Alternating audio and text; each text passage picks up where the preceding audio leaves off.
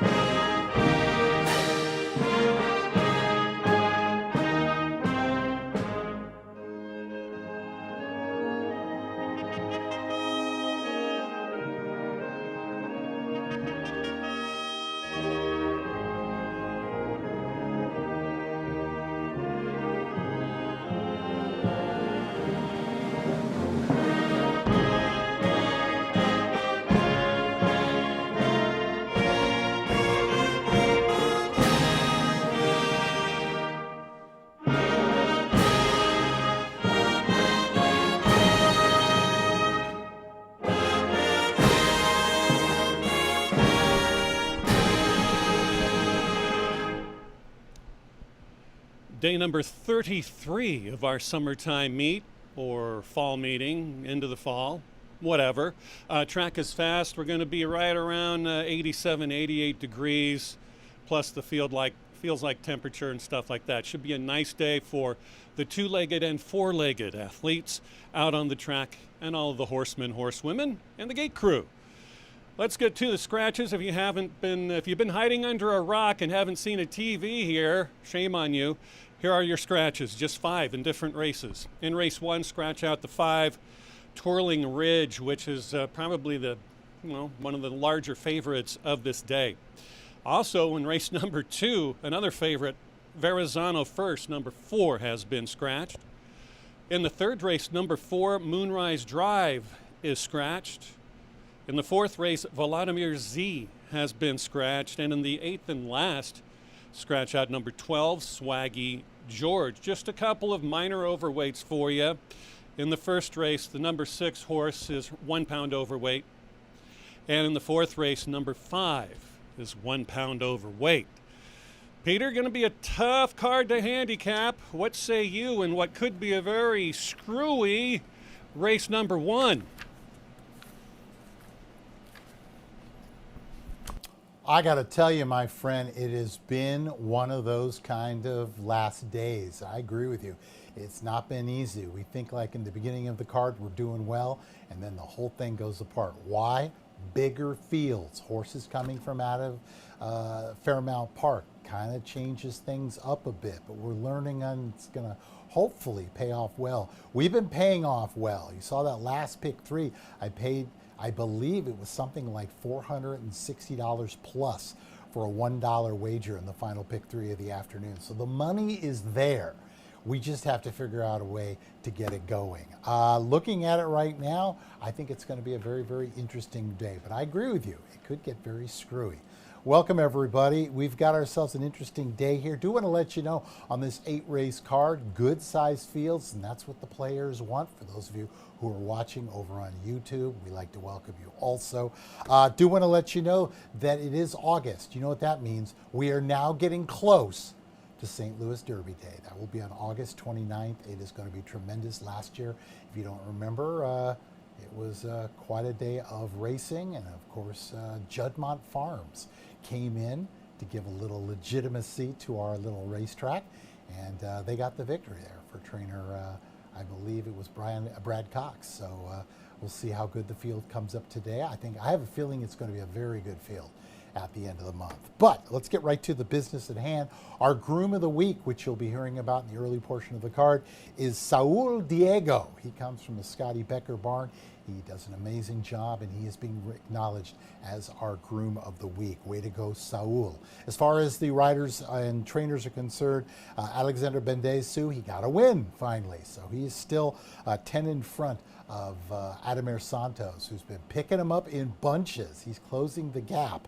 Joey Aragan, 28, she picked up 4. So, hey, like I said, way to go, lady. And Victor Lara, the other high-flying apprentice, just 2 behind her in 26. As far as trainers' standings are concerned, really no changes here. Scotty Becker got a win. He's got 36. Jimmy Watkins got a win. He's got 21. Ralph Martinez, no wins on the day, but still in third. And catching up quickly, Harry Lynch at 16 and Steve Manley at 15. So it's going to be a very, very good day. Hopefully some good prices coming in. Hopefully we can pick a winner or 2. So on behalf of everyone here at Excel Entertainment, we would like to welcome you to a Horse Hooky Tuesday here at Fairmount Park.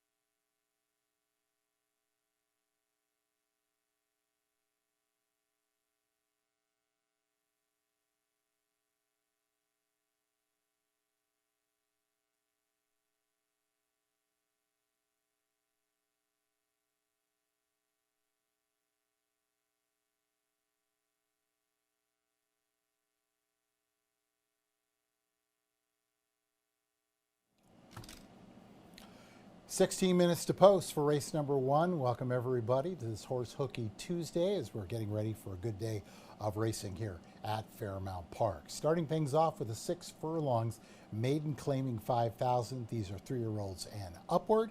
This also starts off the $1 pick 3 and the 50-cent pick 5. Let's take a look at the horses. They're down in the paddock.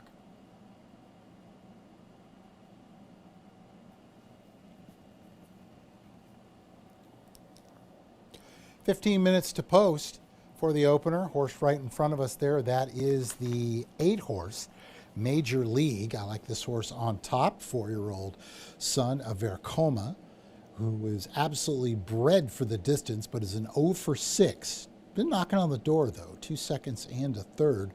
Receives a decent Brisnet speed number for the race and gets Adamir Santos, as I mentioned, who's just absolutely on fire right now. Prairie Meadows Invader by way of Will Rogers Down, by way of Oaklawn Park. Could be all part of this as we're looking at the field. Let's take a look at the 11. Free Choice. Brody Martinez gets the call for trainer Ralph Martinez. Horse was well beat last time out, and this one's been around in the claiming ranks for a while. 0 for 16. One of the more experienced in the group. Tough to make the case from what we've seen. I know Brody's been racing very aggressively, and that's kind of, I think, what this horse is going to need. He was aboard last time out. Didn't really get involved too much. He chased for a while and he was done. Think about these type of claiming races. Eventually they're going to get their turn. You just don't know if it's going to be now or if it's going to be later. Horse looks okay, nice and relaxed. Ears going by, fairly simple. Not sure if he's going to be getting involved a little quicker. You know, I was looking at the field, and there really isn't a lot of speed in this race. There really isn't. I mean, Major League, if they want the lead, it's probably theirs. I wouldn't be surprised, though, if Tough Heart, the 7-horse, decides to get involved. Charles Davis sends this one out.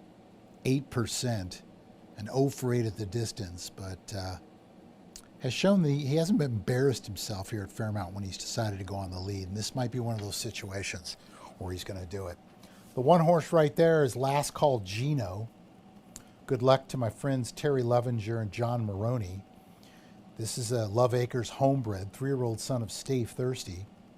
His debut was in June of this year.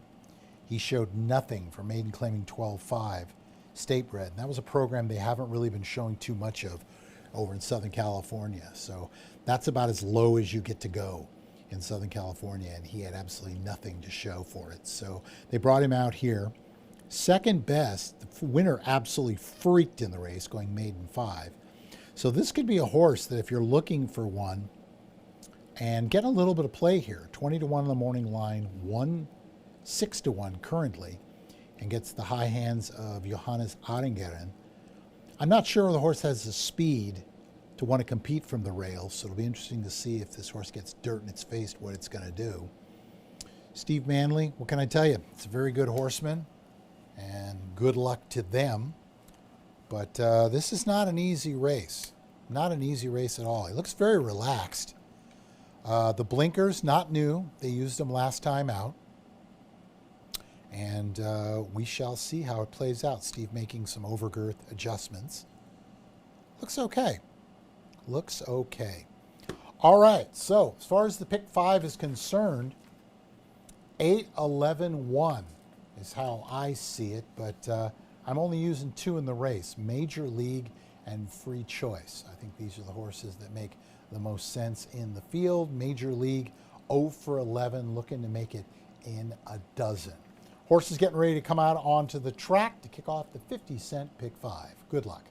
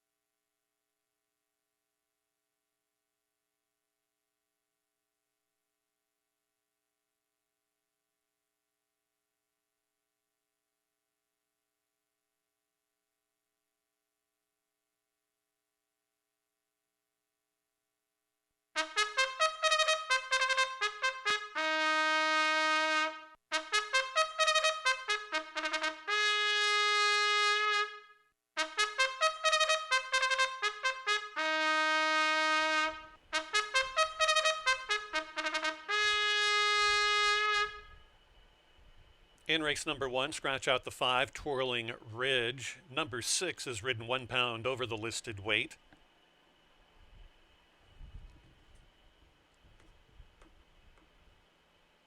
Time to play the 50-cent Pick 5 sequence along with win, play, show wagering, rolling daily doubles, the early variety. Same for the early dollar Pick 3.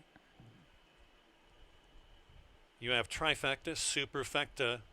Get to the handicapping. The track is fast, 7 minutes away from race 1.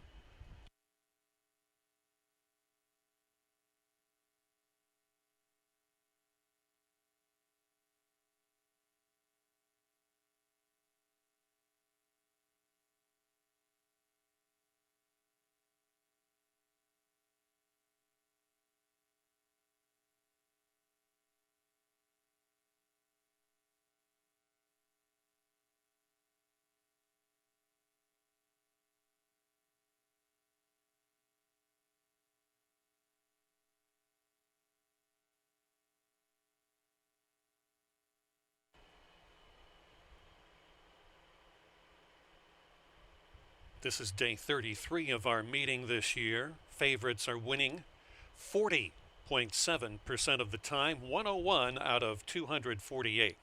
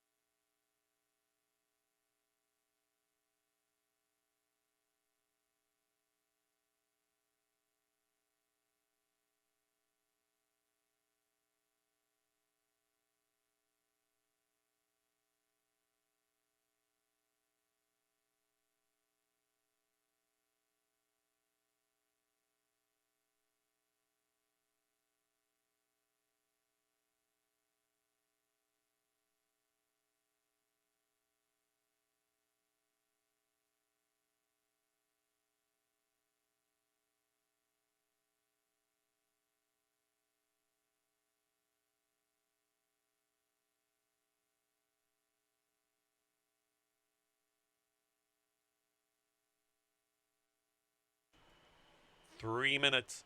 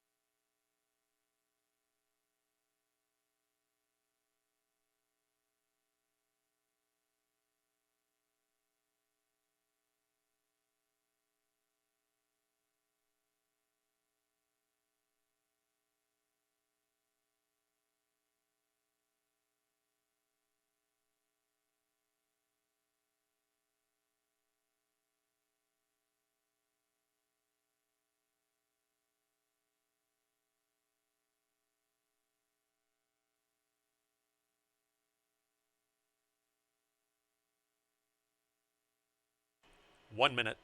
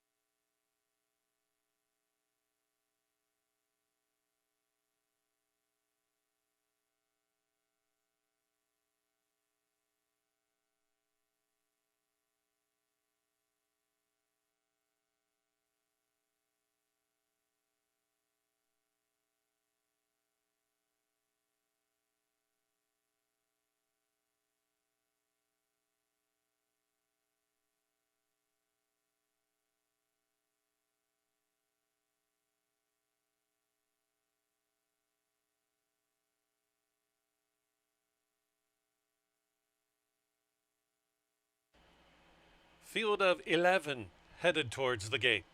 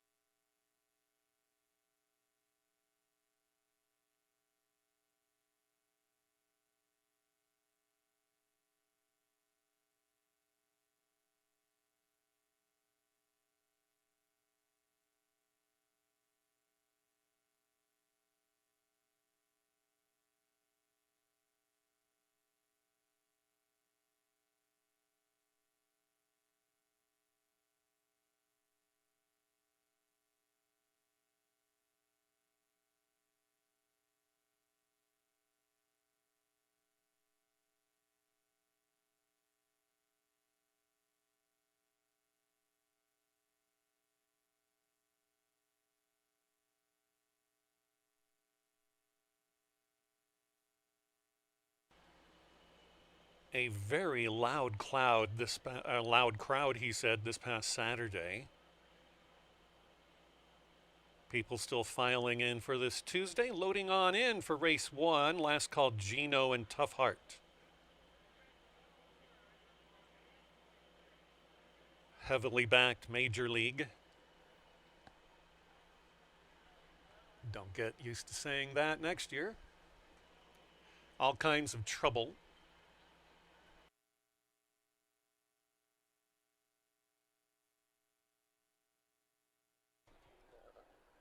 Premor.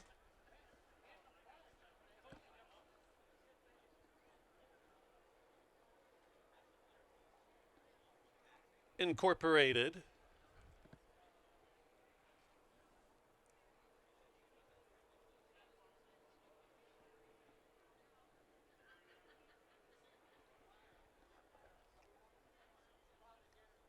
Just 3 back now.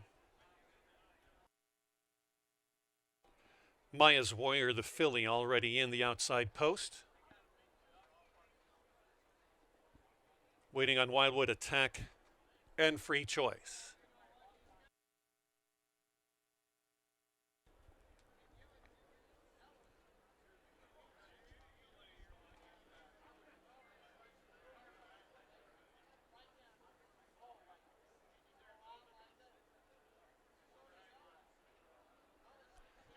Free Choice moving in.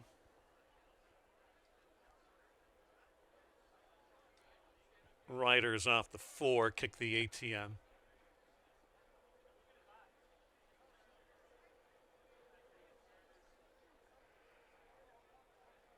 The 3 is going to be backed out. Looks like could have had the front legs over the starting gate.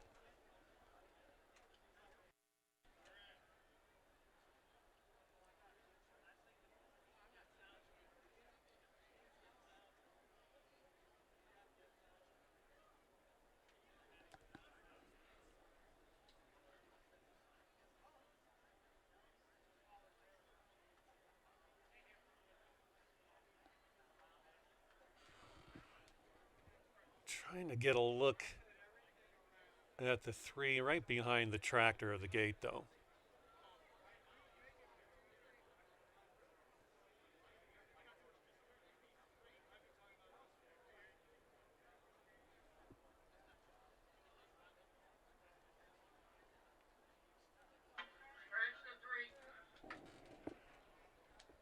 Thank you, Stuart. On advice of the track veterinarian, by order of the stewards, we have a gate scratch, scratch number 3, incorporated. From race number 1, number 3, incorporated. Horses are being backed out for the opener. You'll have chances to change your tickets. The gate scratch of number 3, incorporated in race 1.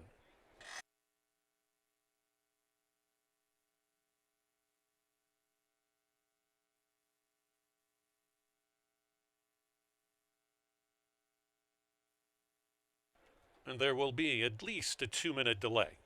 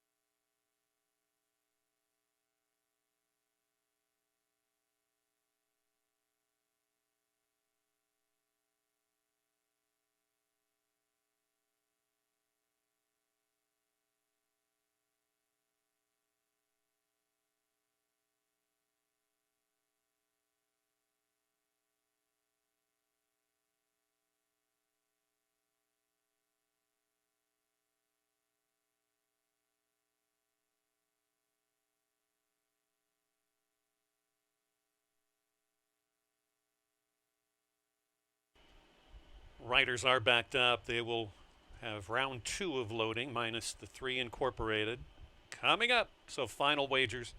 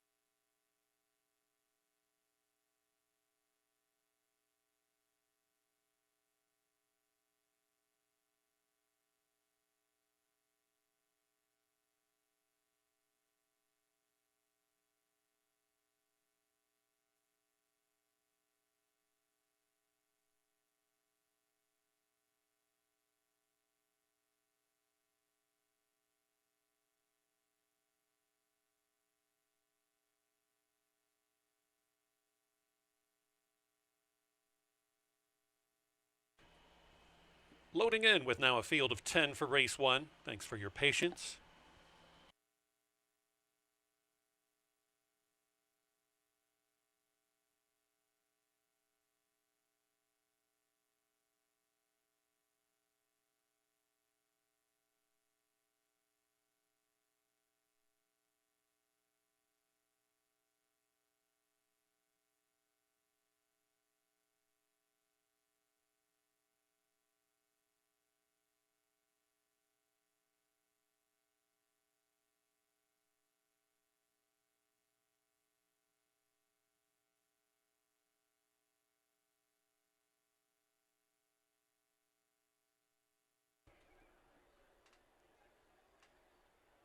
I would advise you to head into long shots right across from the 16th pole.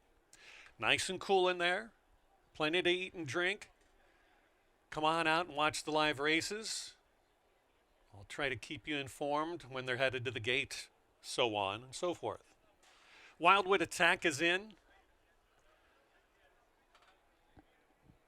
There goes Instant Classic. The Philly Maya's Warrior already in. Then we'll have free choice.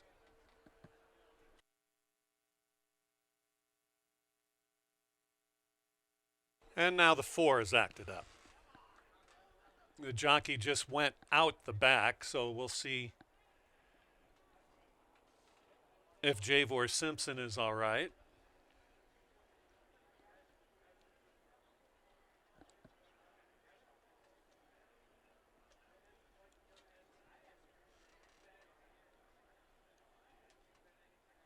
So they're vetting the 4 right now. Kick the ATM. Javor was absolutely catapulted behind. And he's standing up okay.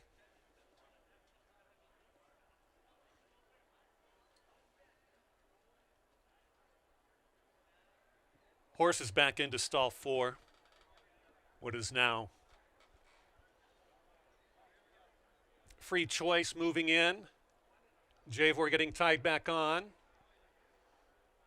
Just about ready. And they're off.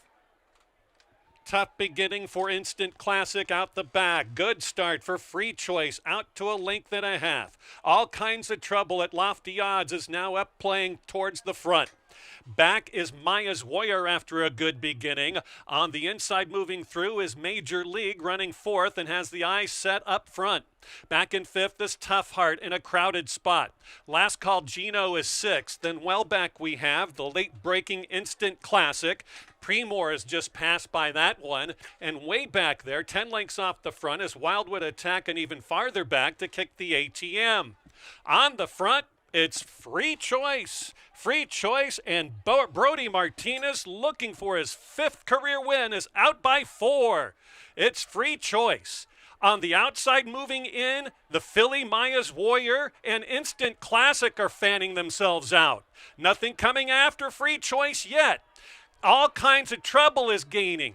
So far, nothing else is really happening. Here comes Instant Classic, who's gaining down the center. Instant Classic, Free Choice, and Tough Heart. But it's Free Choice gate to wire. Instant Classic 2nd, Tough Heart 3rd, and a sprinting Wildwood Attack was 4th.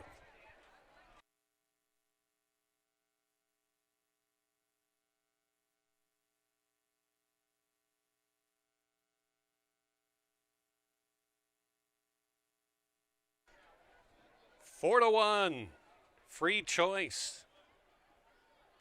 22 to 1, Instant Classic in 2nd.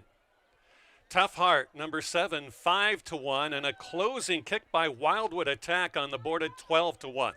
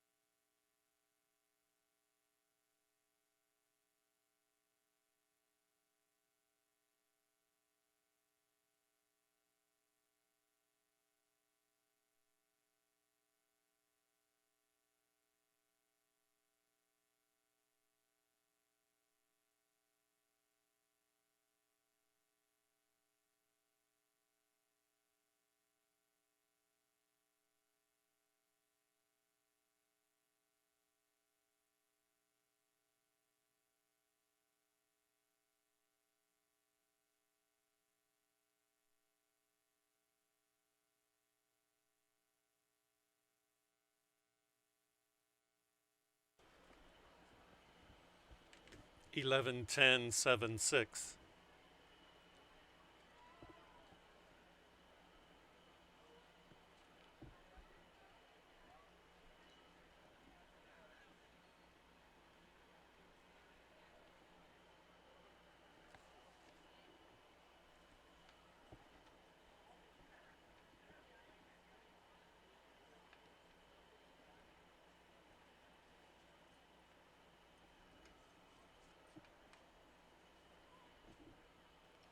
Race number 1 now official. Dollar exacta over $100. 50-cent trifecta $169. Welcome back to the winner's circle. The Martinez family, ladies and gentlemen.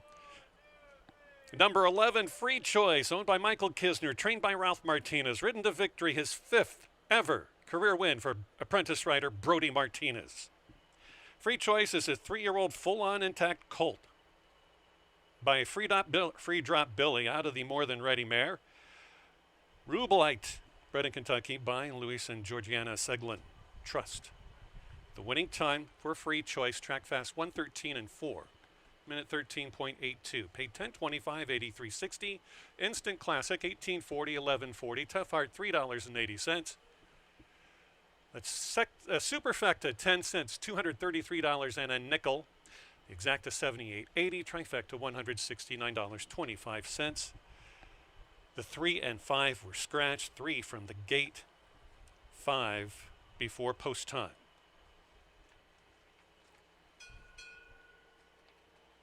More donations, courtesy of the winning connections for Thoroughbred Aftercare. And now the bad news, or good for other people. The winner, number 11, Free Choice, was claimed for $5,000 out of race number 1 by new owner-trainer Mark Anderson.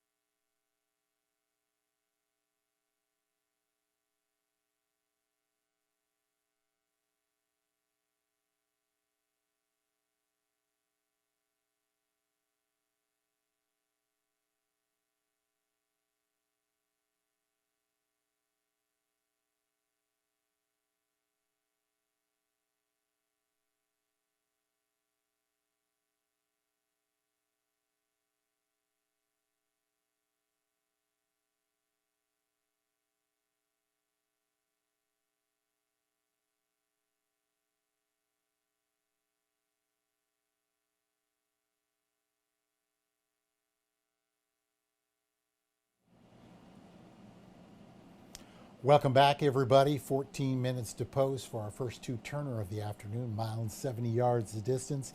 These are 62.50 non-winners of one other than. Now, if you noticed, it couldn't be any more different if we tried with this group. So without any further ado, let's go down and take a look at the runners.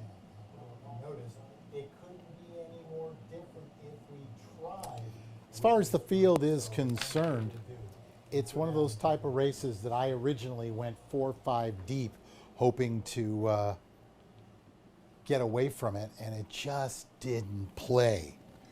I mean, we had a scratch, one of our horses scratched out of the race, and of course, that was the 4 horse, and it still didn't matter. This thing is wide open. I think several horses can win this race, no question about it. But the horse in front of me, top selection for yours truly, and that is the 10 horse. That is People's Force. Luis Quilon aboard for the Francisco Villa barn. I'm going to be looking more and more about these horses coming in from Hawthorne. They demonstrated so far that they can hang right up here with the rest of the field. The only question for me with a mile and 70 yards for People's Force is the post position. I had that written down with 3 question marks right behind it. It's going to be not an easy task because this horse might want the lead, but I think they're probably just going to try to have to gradually get over, get some position, come off the backstretch, and then make your move. If they can, I think this horse makes a tremendous amount of sense. Looking to go back to back at the mile and 70 yards. Really likes the distance. 7 for 29 at the distance of a mile and 70. 2 seconds, 4/3. Possesses the top Brisnet speed index number, if you believe in those, and I certainly do. I think that bodes well for this horse. And currently we're getting a great price here at 5-1. I didn't even look at the favorite, which could be to my undoing. Look at the 5 horse, and that's Euclid Avenue. This horse has definitely got speed. Hasn't been able to finish, gets a new partner. Ademir Santos takes over. Last seen July 5th over at Hawthorne in that common race. And he did a lot of fighting early. By the time they got to the wire, he wasn't embarrassed, but he was beat 4.5, to be said. Go to the 7 horse, Strong Together. Armando Hernandez sends out. 7-year-old Liam's Map. Good second. Made what I thought was a winning move at Hawthorne back on July 19th against what would be considered a similar group. And then just wasn't able to pull it out. Brisnet speed numbers wise, not as strong as the first 2. So can they get there? Yes. Is it easy? No. This is just a very, very tough race. Well, we have a couple of minutes. Let's take a look at Mystic Power. I know Keith likes this horse on top. Jose Rodriguez also with this one. I didn't like the last race. I granted that was probably a lot tougher group. But the previous 2 were probably good enough to win this race. The horse at mile and 70, 0 for 9 with 2 seconds and a 3/3. So again, if you like the horse at 7-5, I can't talk you off it. But at the same standpoint, I decided, you know what? Let's try to beat this horse. So 10-5-7 is how I see it. People's Force. If it gets good position early, I think that 5-1 looks like a gift. Good luck.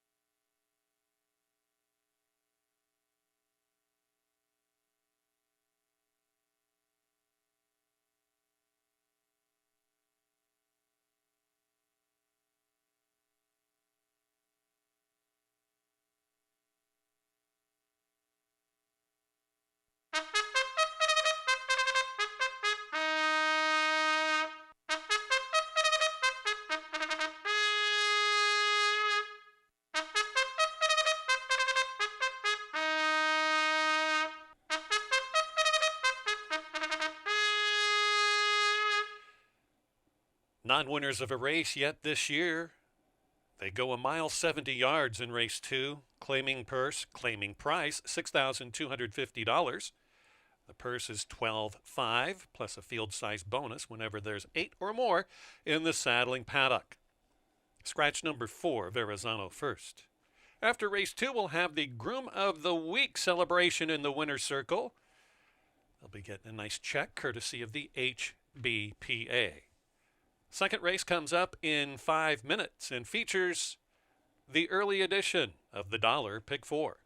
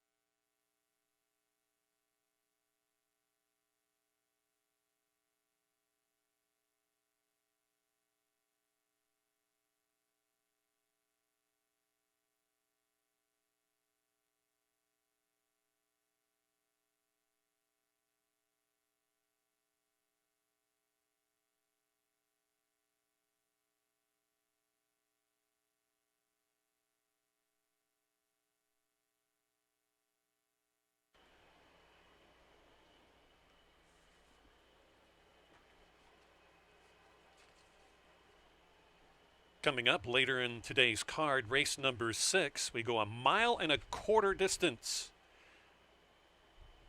It's race number 3 in the Iron Horse Distance Series. We keep going longer and longer and longer. The purse in the third heat race coming up will be over $20,000 with the field size bonus, a field of 9 for race number 6. So make plans to stick around today. Post time for the second race is 3 minutes away.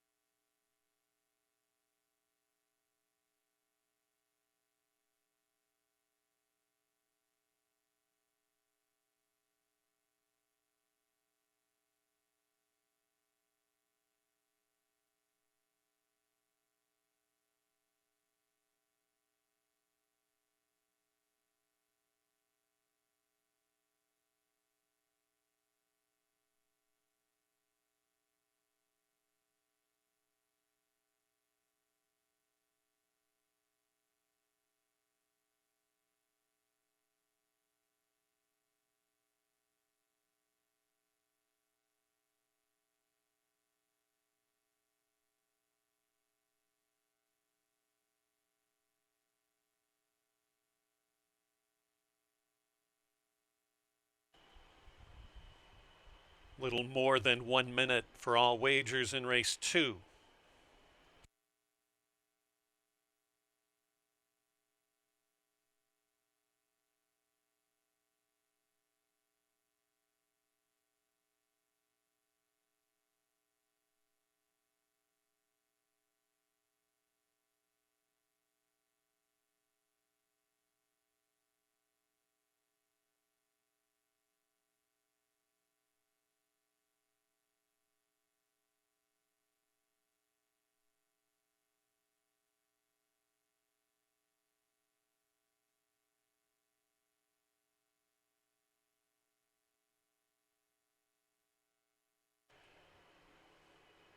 The horses are approaching the starting gate. Less than a minute.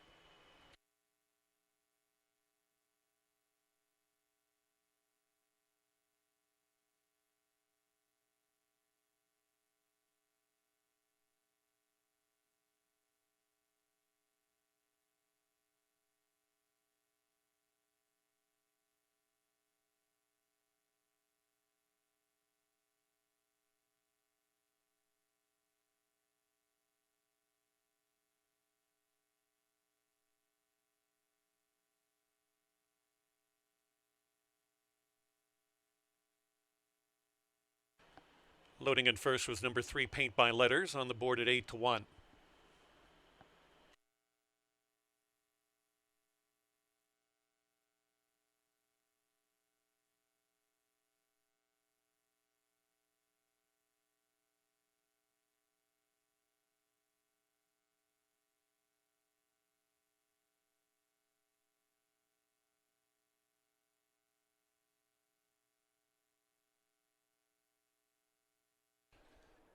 Lucky Boss steps forward, moving in, hands off the goods.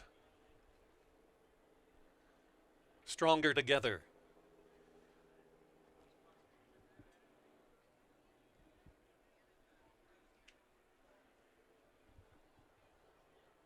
Boogie Bodie. Mystic Power is up. Euclid Avenue on the board at 8-1. Last one in will be People Force. Bet down to favoritism. Co-favoritism is the 10. They're in the gate. Flag is up. And they're off. Outward start for People Force. Lost a couple of lengths. Out very well in the center is the speedster Euclid Avenue. Stronger Together is gaining up into second. People Force is going to be third. Paint by Letters is going to be fourth towards the inside of People Force. Next comes Boogie Bodie in a joint fifth with Hands Off the Goods nearest the rail. Next coming up is Mystic Power, the late runner, flanked on the outer by Heartbreak Game, and the last horse around the turn is Lucky Boss. Well strung out, about 13 lengths would do it from front to back. Down the back stretch, a hard to hold. Euclid Avenue by 3/4 better than Stronger Together second. It's People Force and Luis Colon in third on the far outside. Next, a very good trip, the box seat, if you will, to Paint by Letters, who's back in fourth. Boogie Bodie's the one that's all in right now and not showing good signs. Passed is he on the outside by Heartbreak Game and also is joined right by and gets a little bump there to Mystic Power, who's knocked off course ever so slightly. The last two horses away, Boogie Bodie continues to go the wrong way, and so does Hands Off the Goods, and way back there to Lucky Boss, the late runner. No pace up top. It's Euclid Avenue out by 3. Here's People Force to challenge, and Mystic Power is gaining up on the far outside. Very tired coming for home is Stronger Together, but has the rail. Boogie Bodie is back into the bridle just a bit. In deep stretch, here comes People Force. Down the center is Mystic Power. Resurgent is Euclid Avenue. Mystic Power, People Force, Euclid Avenue. It's People Force. Luis Colon wills him to the line. I think it was Euclid Avenue for the place. Then it was Mystic Power and far back to Stronger Together in fourth.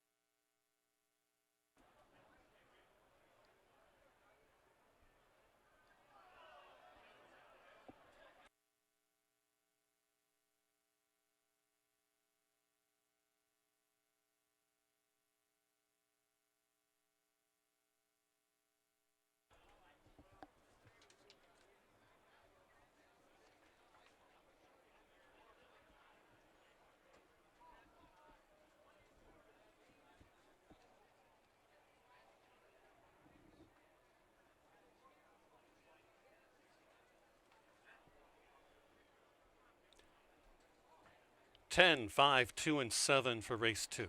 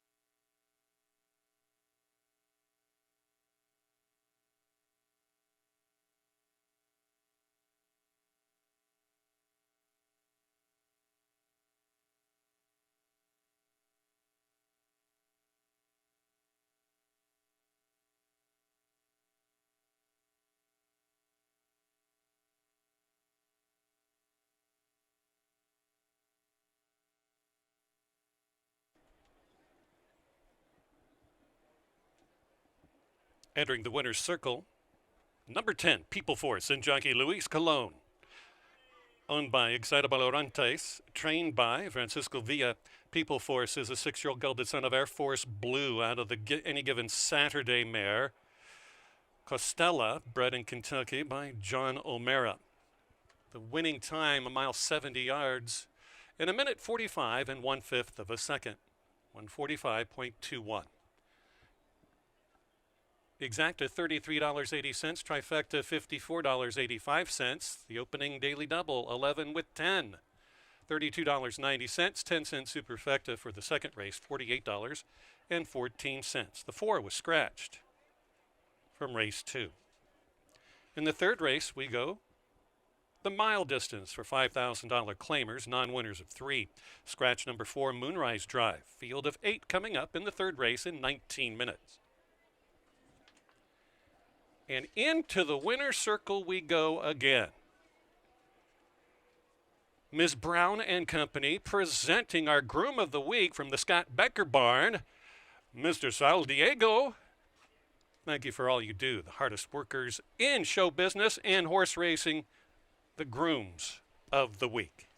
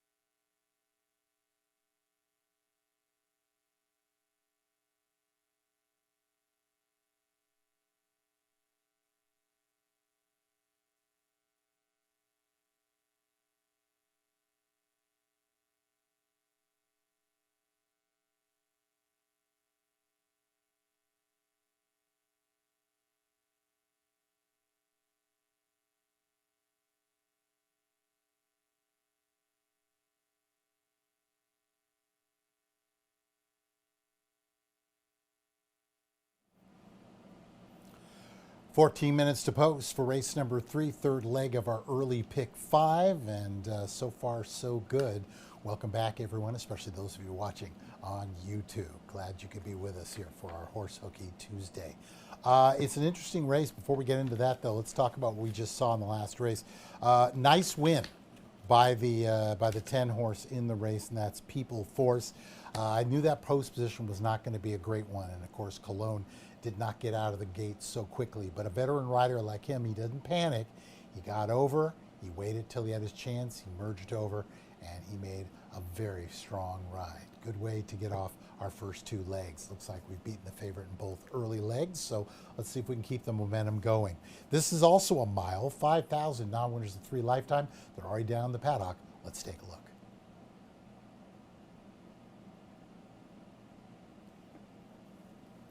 Horse in front of you, the gray for Tammy Hornsby. That is Revile Valley, or Reveille. I'll have to wait to hear how Keith says it. 5-year-old son of Double Irish, whose grandsire Tappet, a Colonel John mare by the name of Get Back Annie. Interesting horse here for this Arkansas bred. Got a decent third first time over on the slop. Went up to the 10,000. And believe me, here, that's a big move to move up there. Made the lead, as they expected, and then just tired out. Corey Orm takes over now. I think this is an interesting horse. Tammy Hornsby, as I mentioned, didn't know much about her when she first got here, but she definitely takes care of her horses. You can see her right there. She's obviously also grooming this one, so maybe there's an issue. Maybe this one gets a little rambunctious. And they're doing a good job getting this one cinched up. They got speed, so hopefully they can get a better trip this time. I think T-Law right to the outside is also going to push them a little bit, so this might be tougher than it looks. But we will remain hopeful. Big price at 8-1. That would really get us going as far as our early pick 5 was concerned. Go to the outside. Horse is licensed to steal for Edward Rodriguez. You can see right in front of us there, all tacked up. Frankie Reyes aboard. This horse never tried the distance of a mile. Over at Fairgrounds in Hawthorne, they go 1.70 miles and they go 1.16 miles. It's too quick a move to the first turn, so they don't do mile. This is a horse who probably, even though they're a Speightstown, which usually indicates they want the front end, they've had the front end. Doesn't always work in their favor, though. I almost think just sitting off the pace might be the best way to go with this one. See Eduardo Rodriguez, the Reyes himself, looking for his 4th winner. Horse comes into the picture. Not a bad-looking horse. Definitely on the toes. I've always found that when you see a horse like that from an owner's standpoint, I want to see him moving as much as possible. And you can see the groom doing a really nice job. He's keeping close. He's got his hand on his neck. But he's not going to let this one just get all tied up and start acting up. 5 horse comes into play, and that is Best Man's Speech. 15-1 on the line. I thought there's no way this horse is going to be 15-1. 5-1 currently. 4-1 even now. 2 back against what is a similar group, although be it was in the slop. This horse came from the clouds and almost pulled it off at 33-1. They always come in the race a long shot, with the one exception. In August last year, they went off at 3-1 and did not run a step. So, do I think this horse can win? Probably not, but I think this is a horse that definitely you could throw into the exotics. And if you're starting to pick 3, maybe with a couple extra bucks, you throw at them. This is a tough race for me. I didn't have a strong opinion one way or the other. The horse that I did not include, and I feel like it's going to kick me,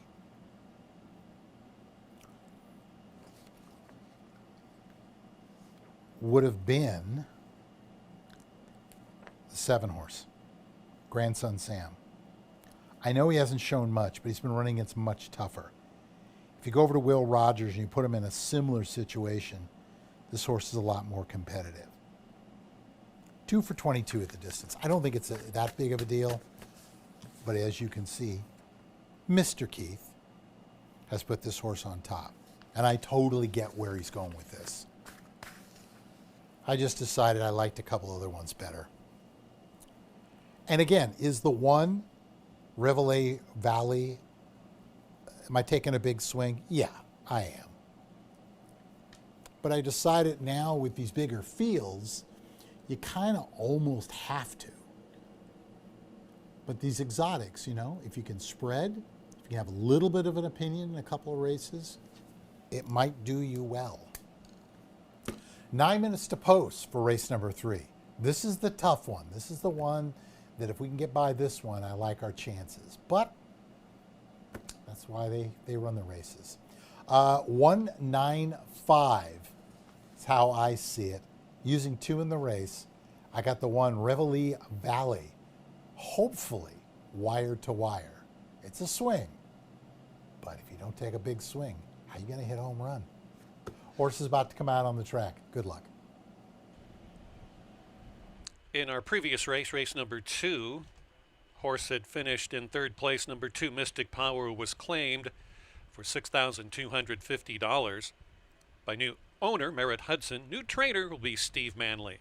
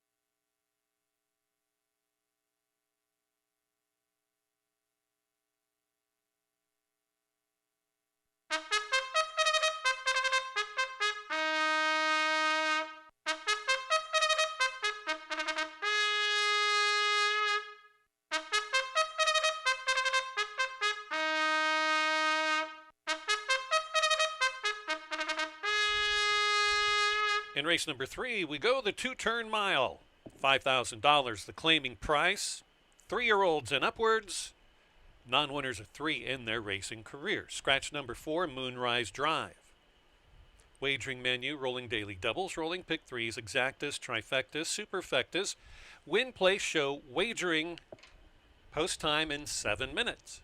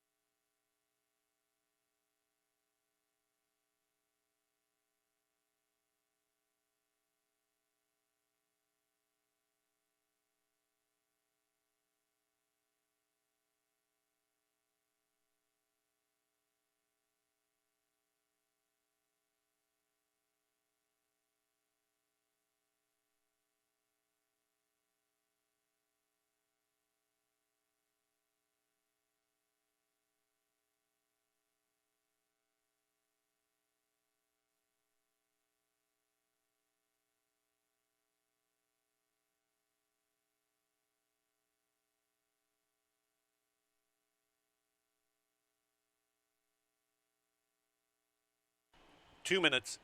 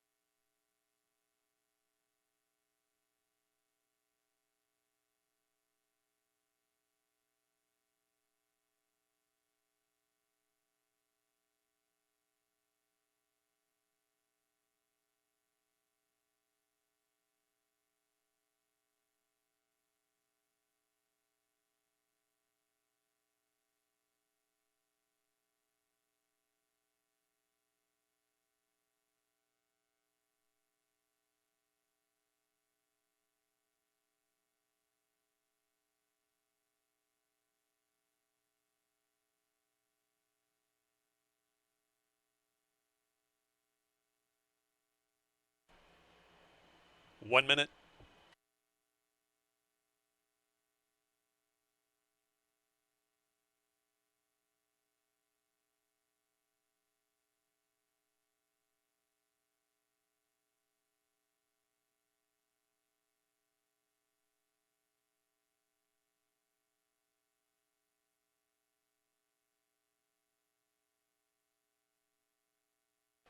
Horses are on their way to the starting gate. You still have time for all wagers.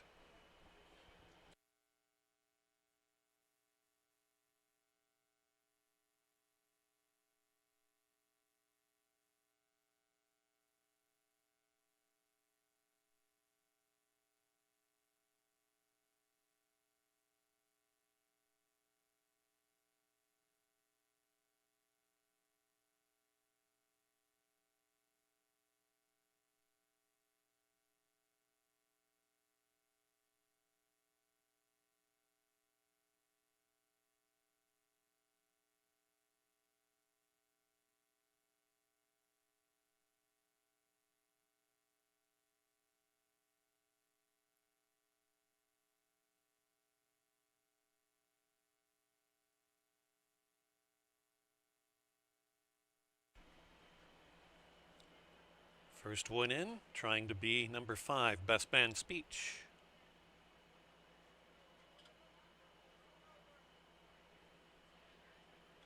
Excellent. The rest moving in. Final bets.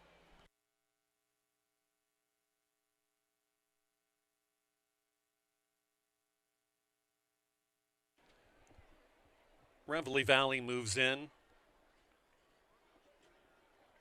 Rumbling. T-Law and Grandson Sam.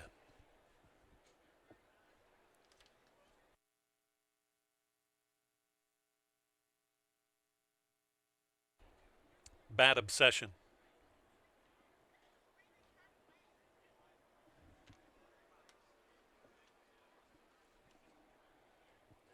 Last in, License to Steal. And Heaven's Hound.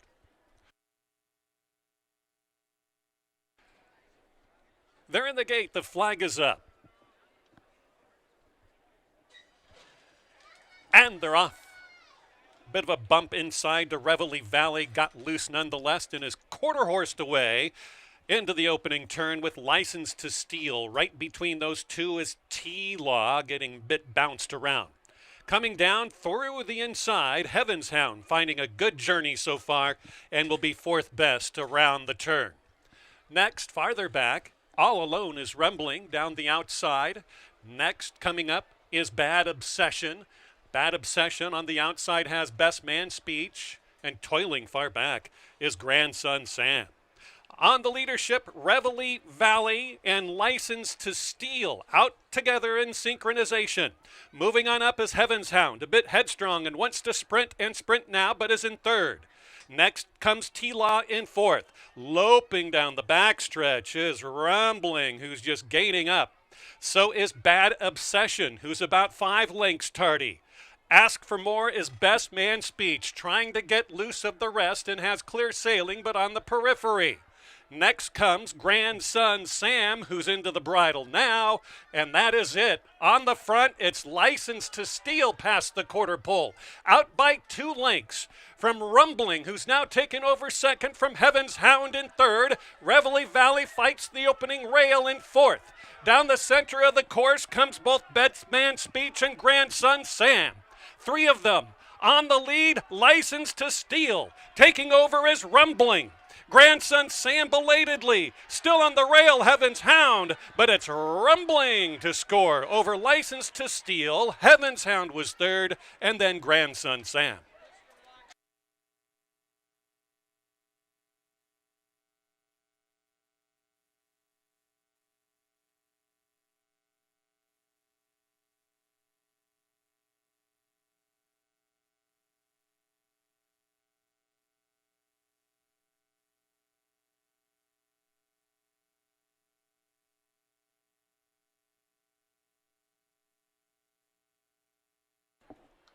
Six, 9, 3, and 7 in race number 3.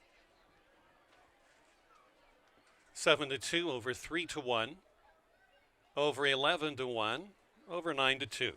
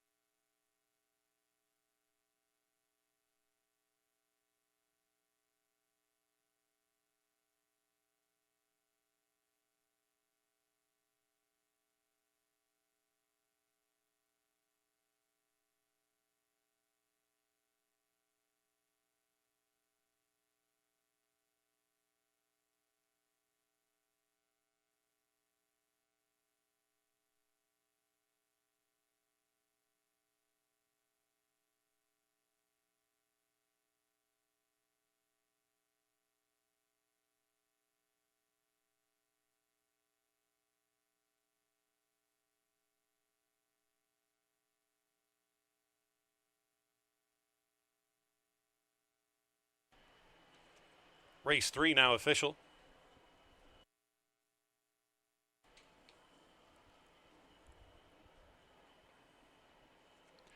10-cent superfecta, almost $100. Way to go.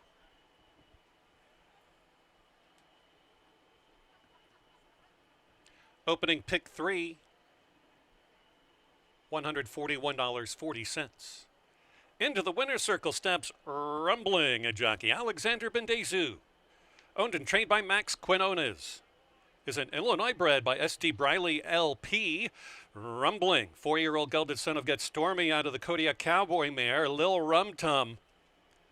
The winning time for a mile, minute 41 and 3/5 of a second, 141.79. The 4 was scratched from race 3. The exacted $22.80. Trifecta, $82. Race 2 and 3, 10 and 6 double, almost $40. And then the rest of your payoffs. In the 4th race, scratch the outside runner, number 7, Vladimir Z. Field of 6 coming up. The 5 runs at 1 pound over. Post time for the 4th race as we shorten up for 6 furlongs. That comes up in 18 minutes.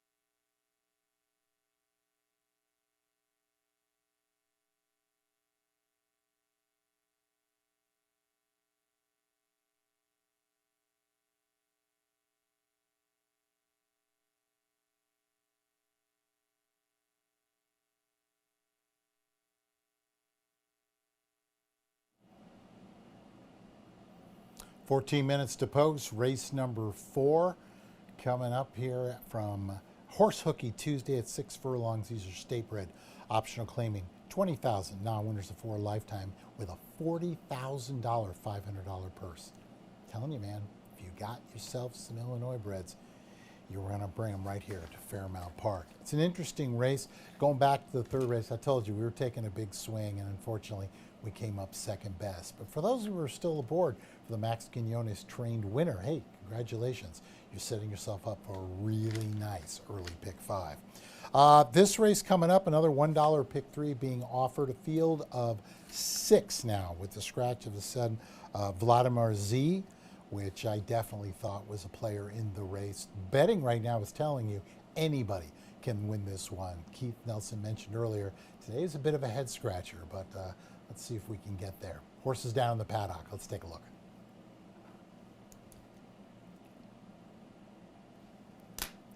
Bit of a head scratcher, but I think I'm going to take a shot with another Hawthorne Invader, horse by the name of Take It Away, for the SD O'Brien LTD partnership here. These are the homebred 4-year-old son of Take Charge Indy, Michelle Boyce, the conditioner. She's done well this year, both here at Fairmount and on the year as a whole. This horse 2 for 9 with 2 seconds in those 9 tries at the distance of 6 furlongs. Possesses a decent Brisnet speed index number. I don't know if it's good enough out of the group, but we will find out. I'm kind of liking what I'm seeing here. Nice and relaxed. Was a winner of an optional 20 state bred at Fairplex on June 13th. So we know the condition's not a problem. They were going fairly slow that day. Then went over to Hawthorne, went 2 seconds faster, and it wasn't good, it wasn't bad. It was just kind of a one paced around the track. As you can see, it's getting warm, and they just want to make sure that everybody is nice and cooled off. Comes over with the blinkers. The blinkers are not new. This horse has been wearing them for quite some time, going back to at least May of 2025. I'm sure probably way before that. I think they're going to be very close to lead with Vladimir Z out of the race. They might find themselves on or near the lead. One horse is Irish Spark. I thought this was definitely a horse to include. Reina Arietta for Eddie Essenprice. Price's barn hitting at 16%. He's having a very good meet. There is Eddie tacking him up. This 4-year-old son of Cross Traffic. A first and a second in 3 tries at the distance. Numbers, good. Again, not one of the elite numbers, though. Actually, I'm going to take that back. Probably one of the tough. 9 tries with a winner, 4 seconds, and a third. Last time out was a very unlucky beat at this condition. Really battled the whole way around and came a nose from getting the whole thing done. Actually went a little faster than they usually do at that distance, so you think it would have set up in their favor.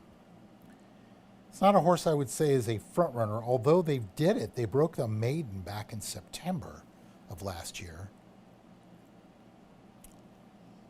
Horse in front of you there is the 5, and that is Bikini Martini. Another Eddie Essenprice trainee. Johannes Audungern, a 4-year-old daughter of Yorkton. His pop was Speightstown, so sprinting pretty much what this horse wants to do. 5 of 10 have hit the board, 2 winners, a second and 3/3. I think this is another one that's going to hope for a little early pace. Knowing Audungern, if nobody's really going, she might roll just to try to take it from everybody. She's done this before and it's worked in her favor. So it's an interesting race. Tough to make the case one way or the other for any of them. But hey, that's what we thought. Head scratcher day. 4-1-5 is how I'm going to see it. The 4-horse, Take It Away, whether he's on the lead or sitting off. Luis Colon looking for a second winner on today's card. Horses getting ready to come out. Good luck.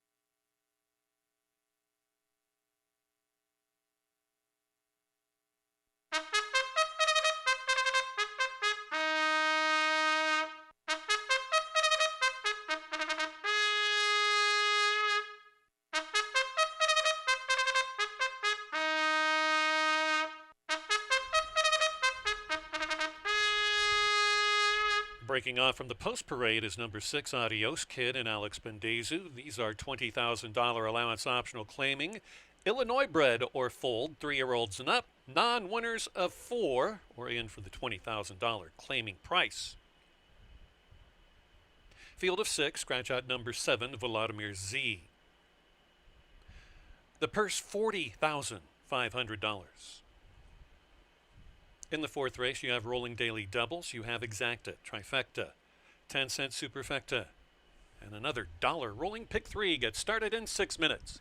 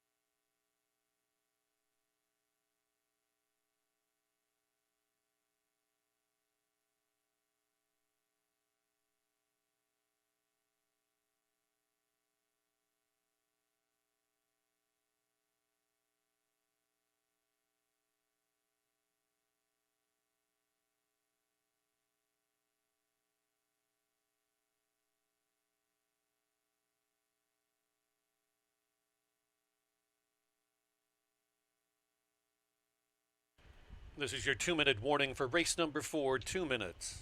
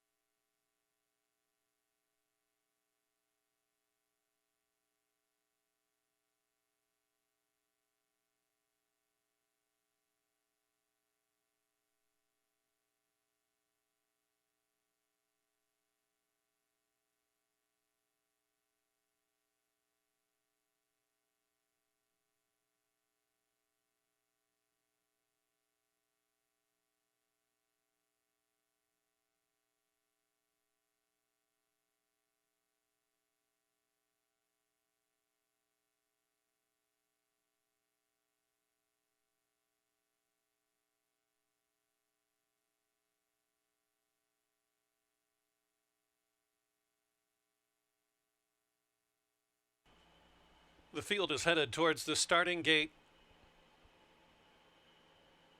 Final wagers, please.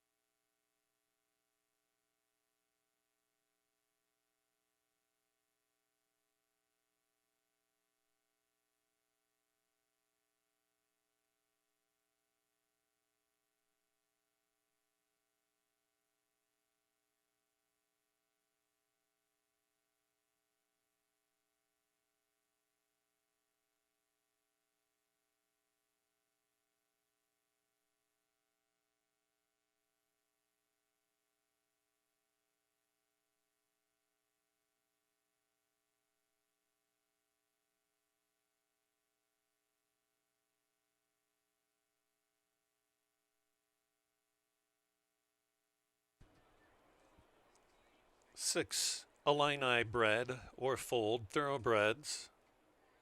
Couple of ladies with the boys, Irish Spark being the mare. 5 Bikini Martini being the filly.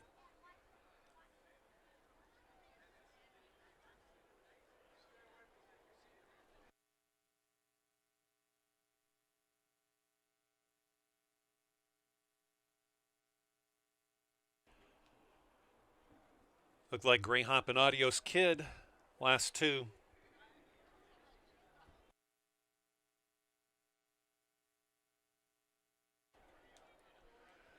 Adios Kid moving up.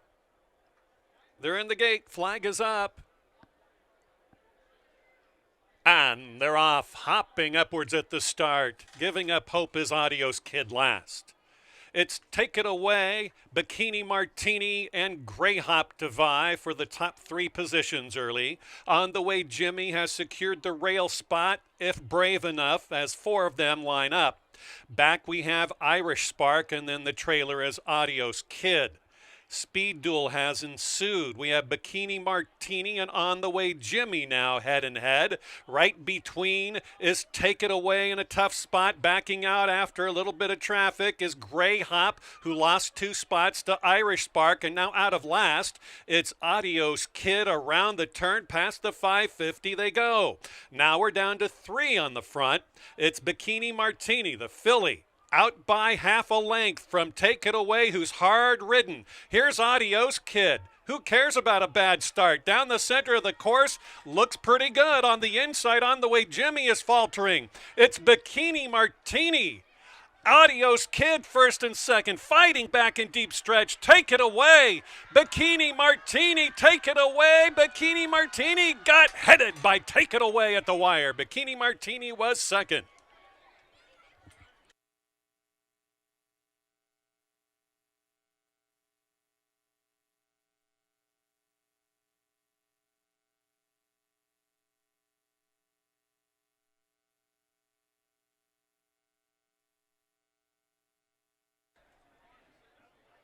Four, 6 to 5, 5, 4 to 1.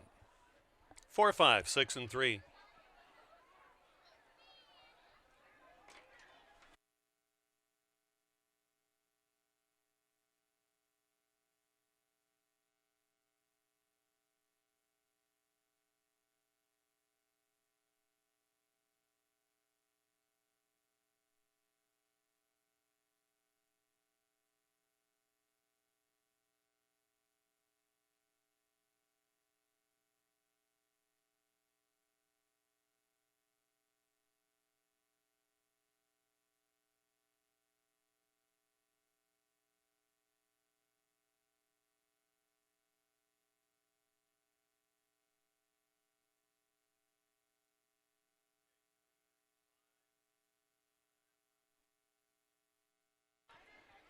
We have a rider's claim of foul, 3 versus 5, down the backstretch, about where the truck is going down the backstretch right now. So you'll see what the stewards are viewing. It's early on in the race. It does not involve your winner, number 4. It's 3 versus 5. Stewards are looking at A rider's objection.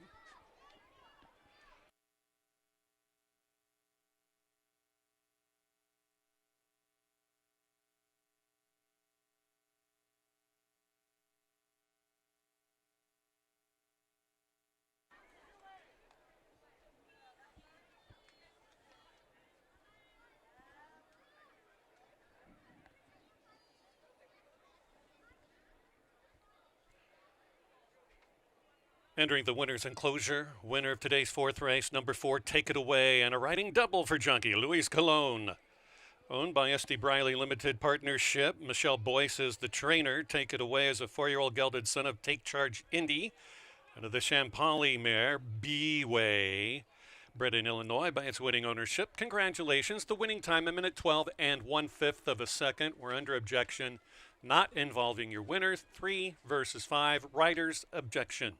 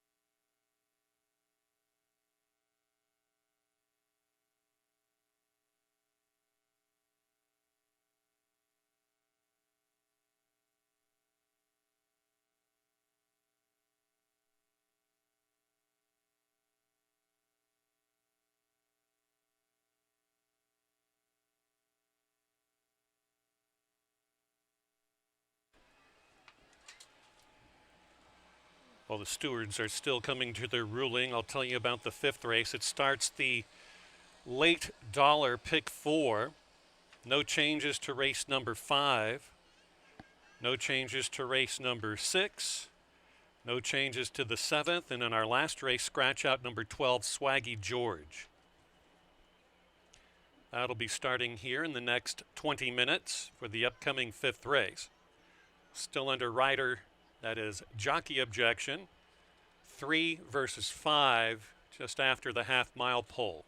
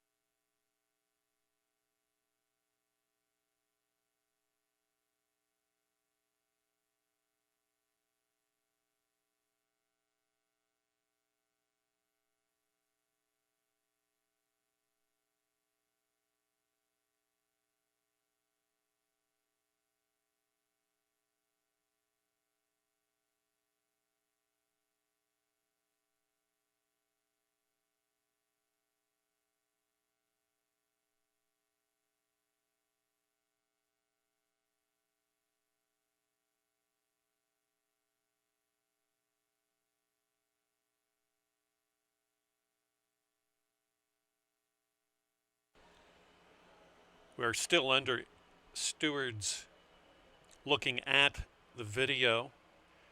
Rider's objection, 3 versus 5, just after the half-mile pull down the back stretch.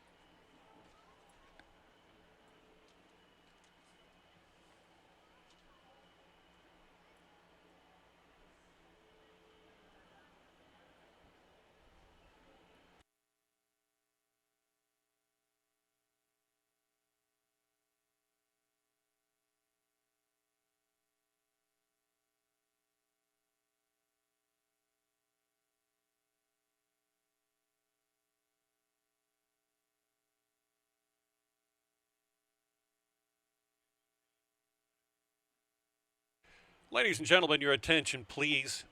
After long deliberation, the stewards have elected to make no change in the running order of race number 4. There'll be no change. They saw it as the 2,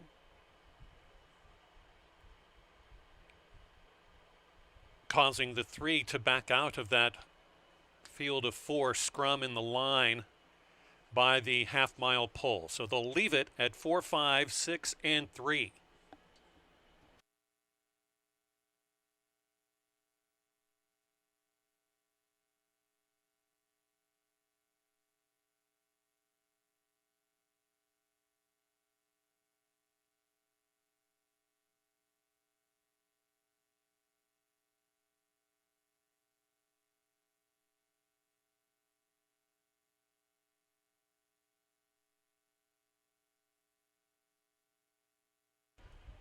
Race number 4 is now official.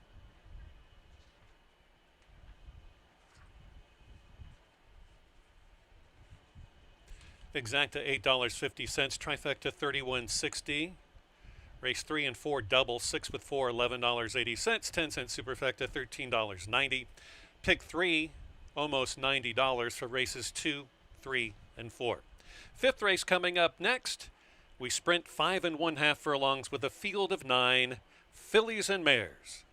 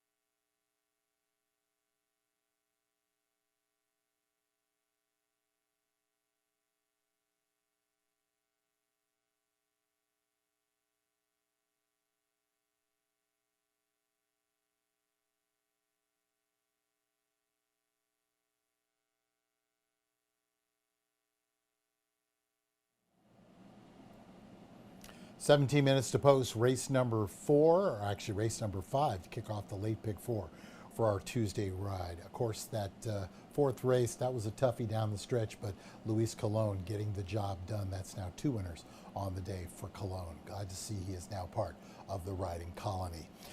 This is a 5.5 furlongs, optional claiming 20 to kick off the $1 pick 3 and the $1 pick 4. They're already down in the paddock.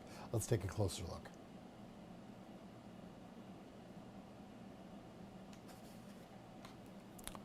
Four horse in front of us for yours truly.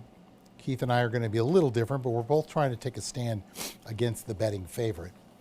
I thought the favorite was a must-use in the pick 4 sequence, but for the sake of the exercise, I think Peyton's Honor makes a lot of sense for Scotty Becker. This horse comes off a win, has won 3 of the last 5 races. 1 win, 1 second at the distance. Absolutely bred for it, this 5-year-old daughter of Galib. Homebred for he and Charlie Ritter. I like the way the horse plays. Can get on the lead if they need to, but also can sit and make 1 run. Horse has got a lot of guts and determination. I've seen this. Heads at the head of the lane and then able to push on through. I like what I'm seeing. Good looking horse. Becker there in the shorts and the blue shirt, coming over, getting ready to tack this one up. Hands the lanes over those to Victor Santiago. Santiago has made the most of the opportunities. Veteran rider of these parts. And the one thing about Becker, he likes to spread it around. He likes to give guys opportunities. And over the years, he's won a lot of races here with the aforementioned Victor Santiago. I don't expect to see them on the lead, although there really isn't any speed in the race. Anybody has to have the lead. So I think they're going to be close. We'll just see how close they are. I mean, a horse like Wildcat Bobby, the 5, is probably the most likely to try to make that lead. Move our attention to the outside, Jetpack for Steve Manley. This is a 4-year-old practical joke who comes off the win, going 5.5 back on July 18th against a similar group, hence in for the claiming tag. I think Manley's being very realistic about this one, and I can understand why the horse is getting played at even money. Another one that likes to win races, 5 for 15 lifetime, 2 for 4 in the winner's circle here at Fairmount Park, and has a win in 2 starts here at the distance of 5.5 furlongs. Manley hitting at 21%, currently 4th in the trainer standings. Spots his horse in the right place here for longtime owner in these parts of the Midwest, Mike Piazza, not the baseball player, the owner. Move our attention to the 3, B Bluff. Got a couple of back-to-back winners going 5.5 and 6 respectively on May 19th and June 20th. July 7th decided to stretch it out. I'd had some success over Will Rogers before. As they like to say, it wasn't bad, but they were clearly beat. The first 2 ran away from everyone, and they hung on to be 3rd.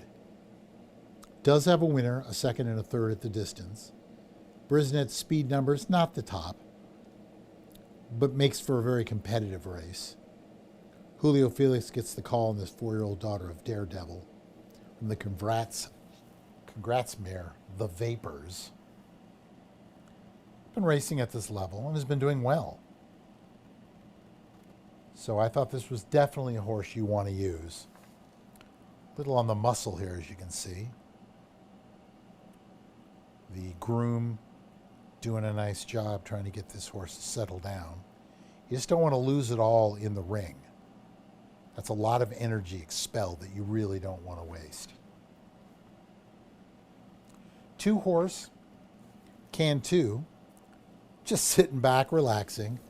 John Wainwright just taking in the sights. Good 2nd last time out, that aforementioned race won by Jetpack. This is a 6-year-old daughter of Can the Man from the Nomel Causeway mare, Cosgood. Have you ever tried the grass? I'd love to see this horse try. The Morgan family, owners and breeders. I would say not a front runner, but could be very, very close. Javier Diego, making the most of the opportunities he's getting. Like I said, there's only, with an 8 race card 2 days a week, there's only so many riders who are going to be getting multiple winners. So you got to make the most of the opportunities you get. I'm expecting big things here for Fairmount Park. I wouldn't be surprised if we got a day or two extra coming up in the nearby future. So 4732, I'm going to use the 3, 4, and 7 in this pick 4. But we're going to put the 4, Peyton's Honor, on top for Scott Becker. Horses get ready to come out on the track, 11 minutes to post to kick off the $1 pick 3 and the late $1 pick 4. Good luck.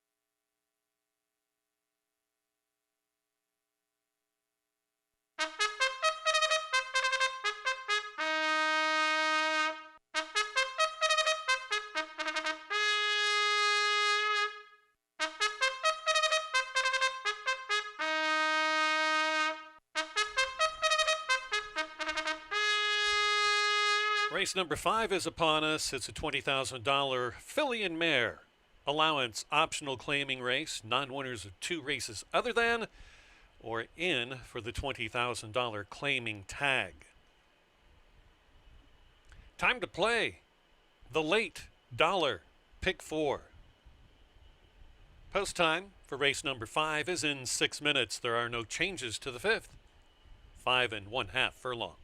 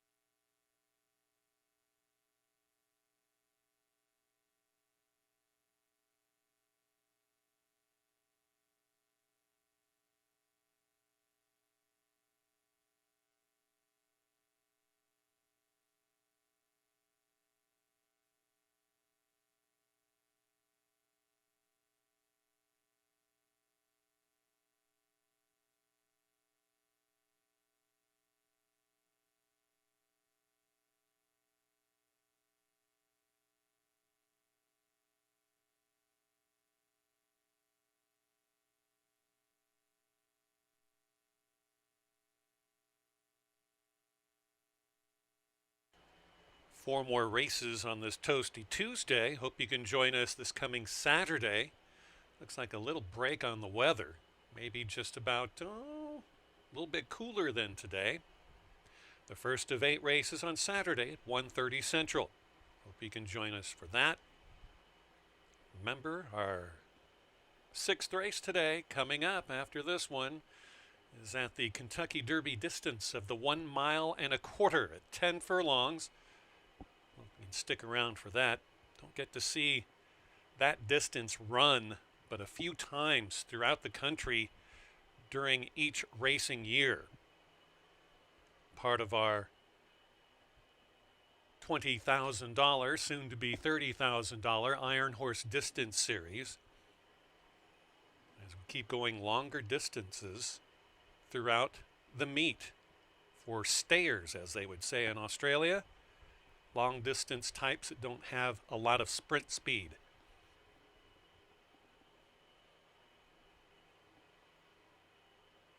Less than 2 minutes for the 5th.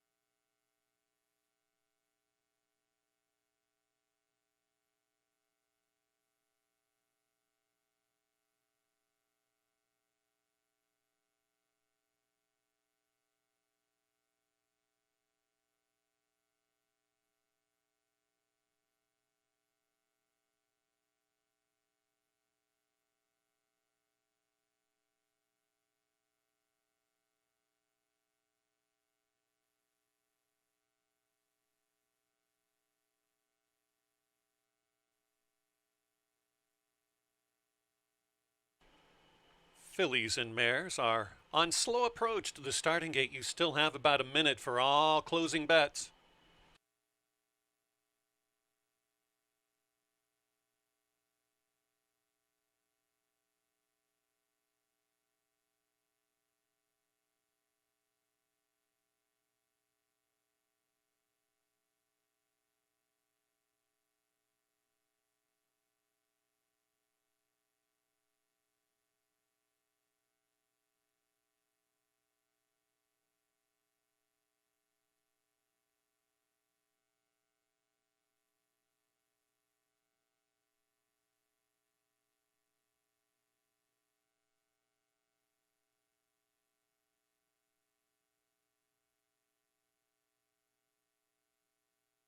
Fillies and mares have reached the starting gate.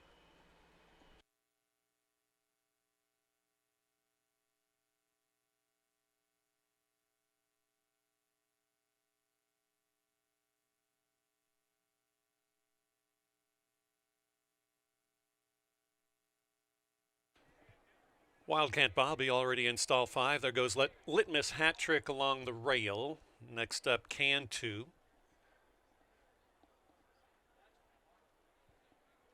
Keen Gal. Goes the 3, B Bluff.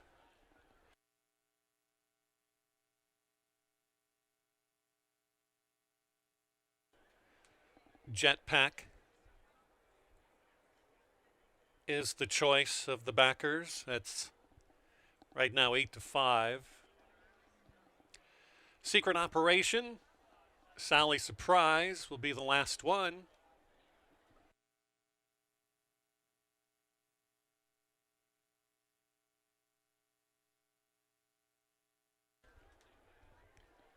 Fillies and mares in the gate. Flag is up. And they're off.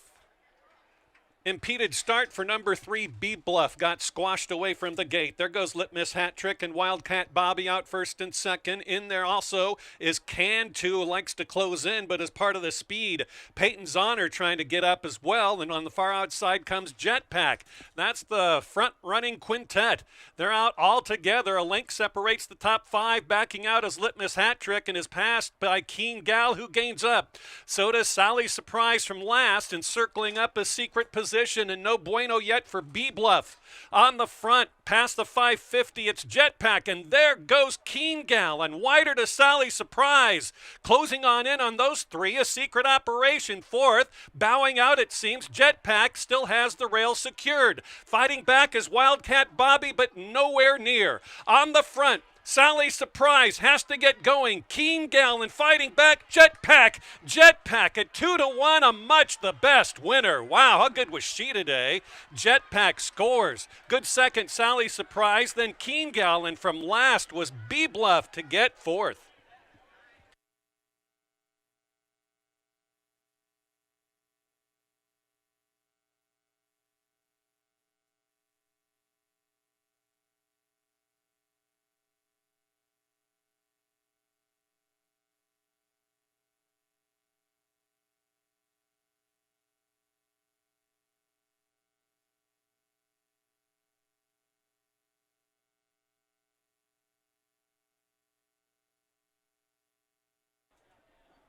Unofficial running order: 7, 9, 6, and 3 in race 5. Unofficial.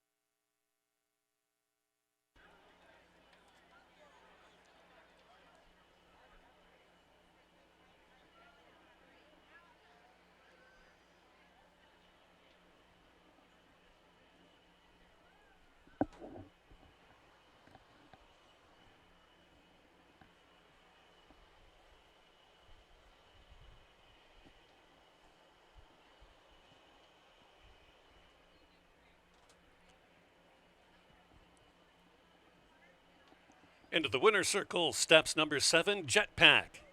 That's 3 wins out of the last 4 starts this year. For Jetpack, a 4-year-old daughter, a practical joke out of the Tis Now mare Thunder Shower.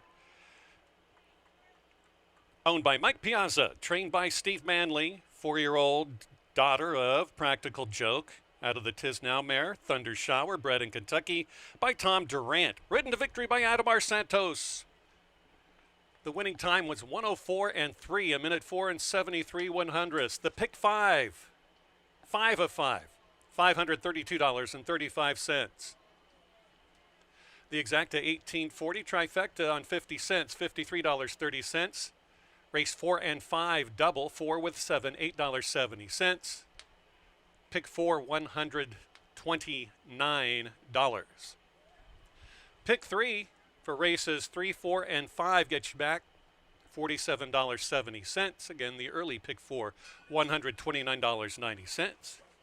And the bell signifies more donations to Thoroughbred Aftercare.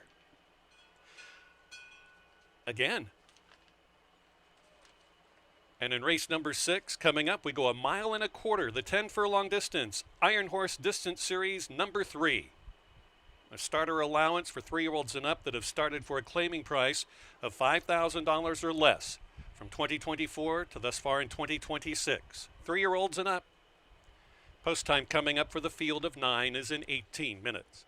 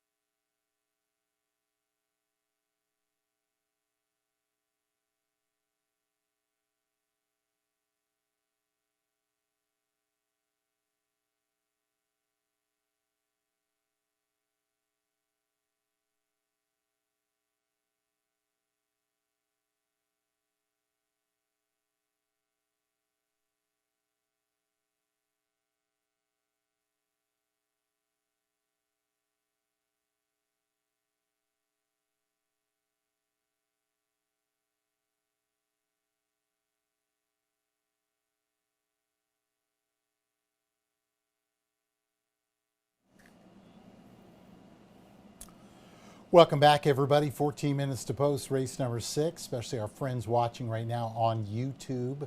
I got to tell you, I think this is the first one I've seen here. 1.25 miles for a starter 5,000. This is going to be a very interesting race. Love to see it. We've got a field of 9 going postward here. It's also kicking off the $1 pick 3. Still alive in the pick 4, but we've been there before. Let's see if we can go. In this race, this is where it gets interesting. I went 4 deep in the pick 3 because I really think this is a difficult race. Let's take a closer look at the runners.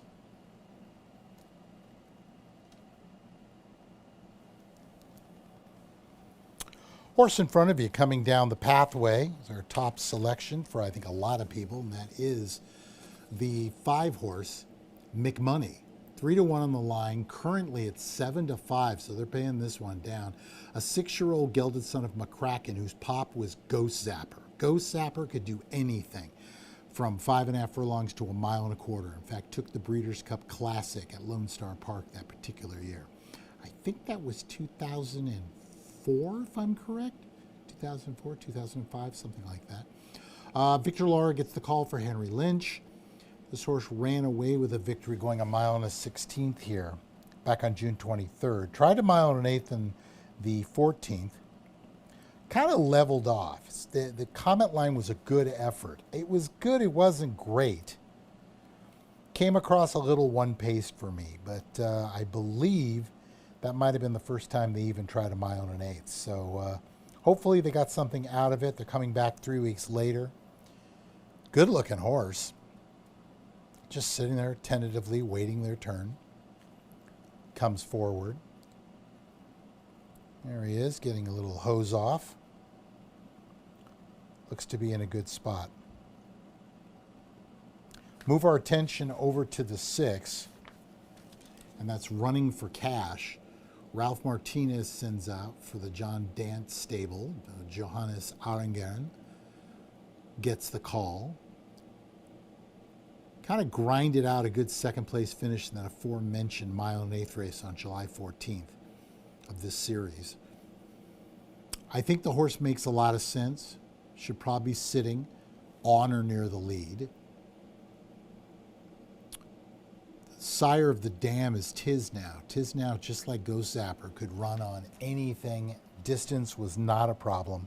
Was a back-to-back Breeders' Cup Classic champion at Belmont and I want to say Churchill Downs.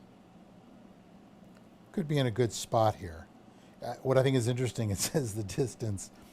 I said, well, maybe. I totally disagree. Quality Road is the grandsire of Kilmt.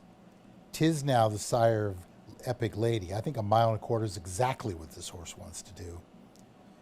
And we'll see if they can get the money this afternoon. Definitely an include in the race. I'm surprised you're getting the price you're getting. Move our attention over to the 4. That's Big Commerce. A Scat Daddy and a Majestic Warrior, you guessed it, bred to the 9s for 1.25 miles. Has actually gone the 1.25 miles once before and was second on that particular opportunity. This is a 6-year-old, so it was a while ago. Heather Arian sends out, gives the reins over to Travis Wales.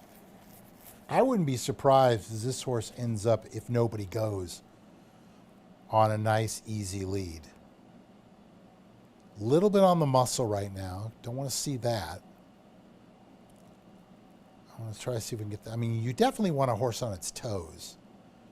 But at the same standpoint, I'd like to see it relax. I don't want them to start having problems before the race even starts. Heather's a very good horsewoman. Does a really good job. As you can see, getting this horse to relax. Get them cinched up as quickly as possible. And they start throwing those strikes with their back legs and the tail. You really just want to get it done as quickly as possible, but I think they're doing a really nice job. Rounding out the top 4 for yours truly, the 1 Fire Brian. By the way, in this pick 3, all 4 are being used.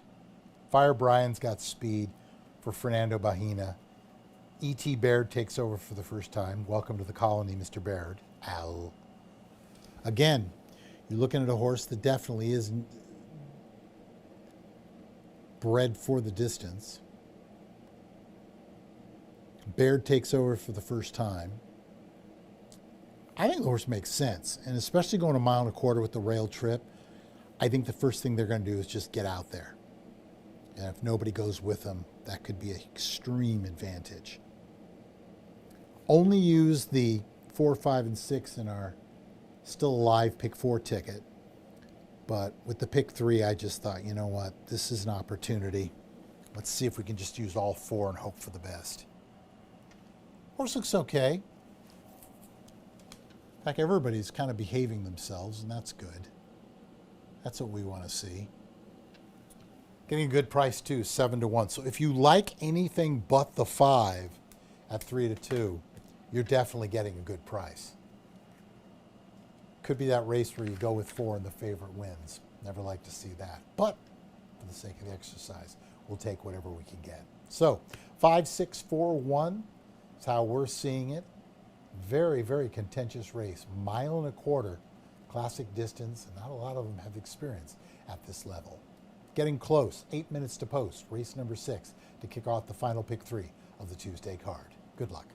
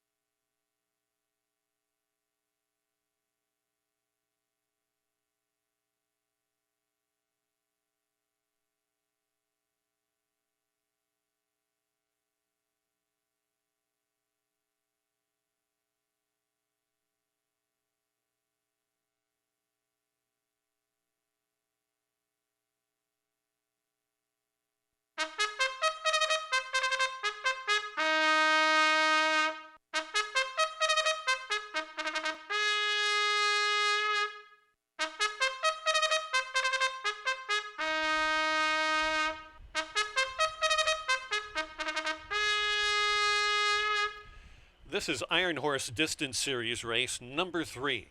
This purse is $20,000 plus the field size bonus for 3-year-olds and up that have started for a claiming price of $5,000 or less from back in 2024 to thus far in 2026. The distance, the classic distance of 10 furlongs. No changes to race number 6. Number 1 is Fire Brian, owned by Valeria Llanos, trained by Fernando Bahena with E.T. Baird. 2, Double Thunder, for Terry Young, the owner and trainer. Brody Martinez is in the saddle. 3, Night Wind, for Jody Durham and Mike Durham. Adamar Santos aboard. For Theo Thoroughbreds LLC, Heather Iron trains number 4, Big Commerce, and Travis Wales. The 5, McMoney, runs for owner Cody Smith, trained by Harry Lynch. The pilot is Victor Lara. 6, Running for Cash, John Dant, trained by Ralph Martinez. Johannes Arangaren is aboard. 7, Code Runner, Vols Thoroughbreds LLC, Hugo Rodriguez, the conditioner. Riding the 7 is Alexander Bendezu. Number 8, Major Contenda, John Cox is the owner. Marvel Straub trains. Riding is J. Vore Simpson. And the 9, Brown Reserve, for Jody Durham and Mike Durham with Julio Felix at your field for race number 6. Post time in 4 minutes.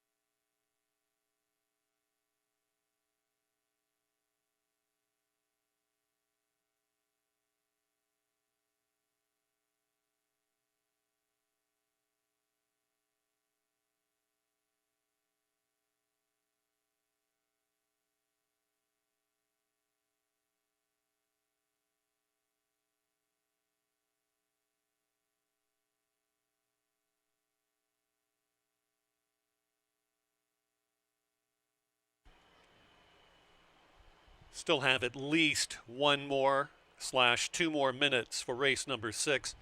Get those wagers in as soon as possible up and down the wagering network.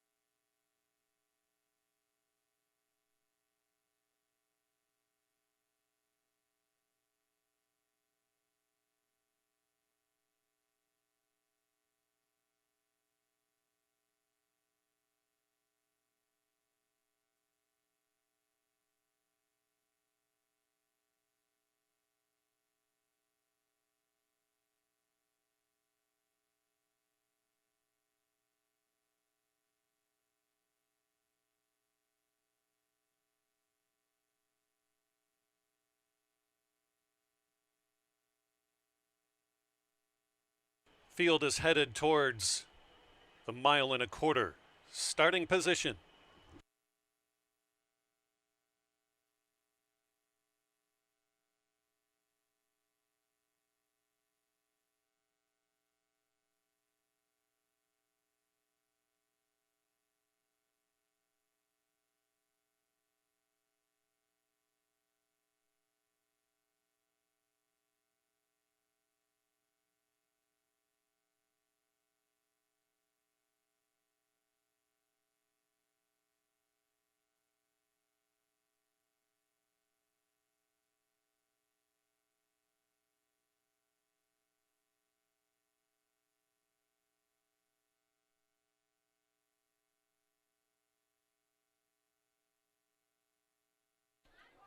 The horses have reached the starting gate. Fire Brian first to load in.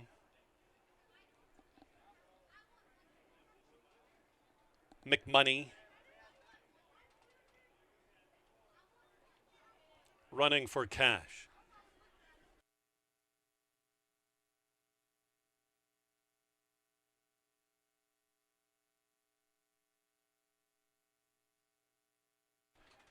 Night Wind, Double Thunder is up.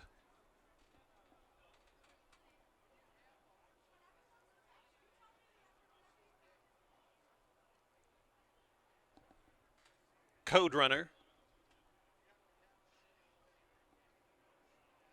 Major Contender. And Brown Reserve. Ready for Iron Horse Distance Challenge Series race number 3 at 1.25 miles. And they're off. No pace away from the starting gate, so Brown Reserve wants to go, and go indeed with Night Wind. These two quickest of all. Back there into third, holding off the pace is Fire Brian, and will sit fourth. On the outside running for cash and Major Contender, they team up, and they're going to go forward as they pass us by for the first time. It's running for cash and Night Wind, fastest of all into the first corner as they go by the 7 furlong peg. Next comes Brown Reserve and Major Contender. They're dueling in fourth. Back in fifth on the outside is the gray, easy to spot, Double Thunder. Back in sixth is Fire Brian. Seventh around the turn is Big Commerce. Big Commerce has a lot of running to do back there. There goes McMoney. McMoney is trying to gain up on top of Big Commerce. And last, down the backstretch run, is late running Code Runner by about 13 off the front running quartet. Setting the pace is Running for Cash, out by just a neck from Night Wind in second. All in third is Major Contender. That one's passed on the far outside. Gaining up is Fire Brian to contest for the lead. The next two in fifth and sixth are Double Thunder on the top side of Brown Reserve, who looks fresh as a daisy and is moving to the inside flow. Well back around the turn, trying to gain up just a bit. Here comes Code Runner. Code Runner's catching the eye and is moving past horses with every stride. Big Commerce is following that, and well back to McMoney, who doesn't like it at all, is about to be pulled out of the race. Into the stretch they come. Fire Brian has taken command. Fire Brian gets loose on the lead by 4. Now up into second is Double Thunder. Here comes Code Runner, who's rolling down.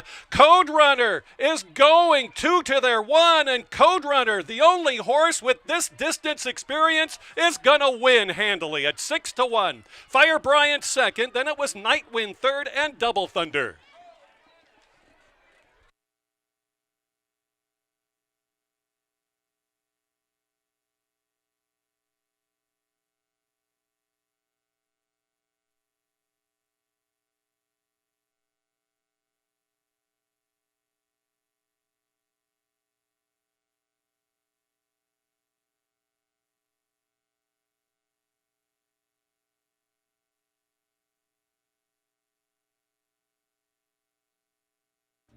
Seven, 1, 2, and 3 unofficially. 7, 1, 2, and 3. How about 7, 1, 3, and 2?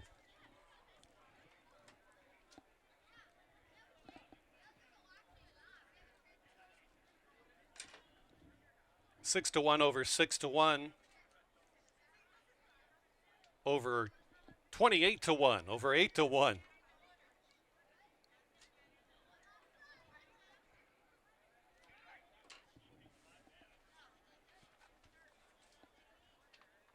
So in this series, the win gets that horse 5 points. Running second will get you 4 points. Running third will get you 3, and the other starters, we're starting in these series races, all get a point.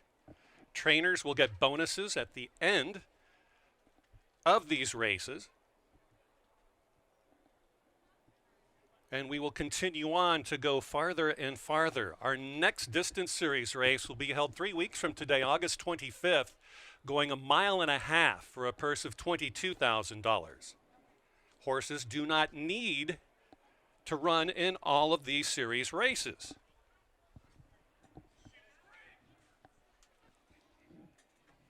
Into the winner's circle, winner of race number 7, Code Runner, and a riding double for Alexander Bendezu. Owned by Val's Thoroughbreds, LLC, Hugo Rodriguez, the winning conditioner.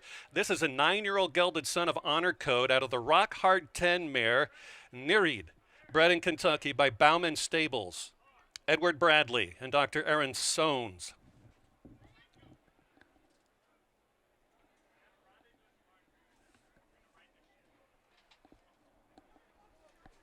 Congratulations to the winning connections in race number 6 with Code Runner. We'll try and give you a time coming up shortly. More donations to Thoroughbred Aftercare.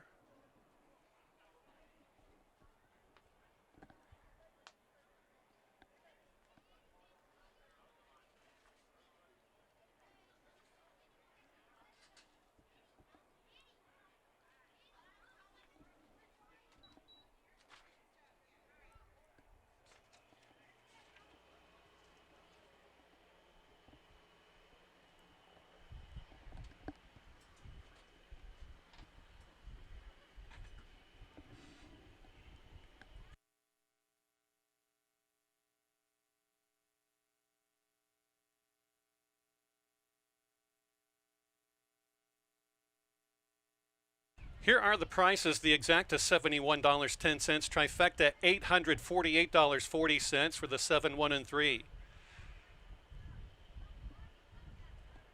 Pick 3 for races 4, 5, and 6, just shy of $90. Here are the rest one more time. The 10-cent superfecta for race 6, 10 cents, $624.52. Race 5 and 6 daily double are 7s across.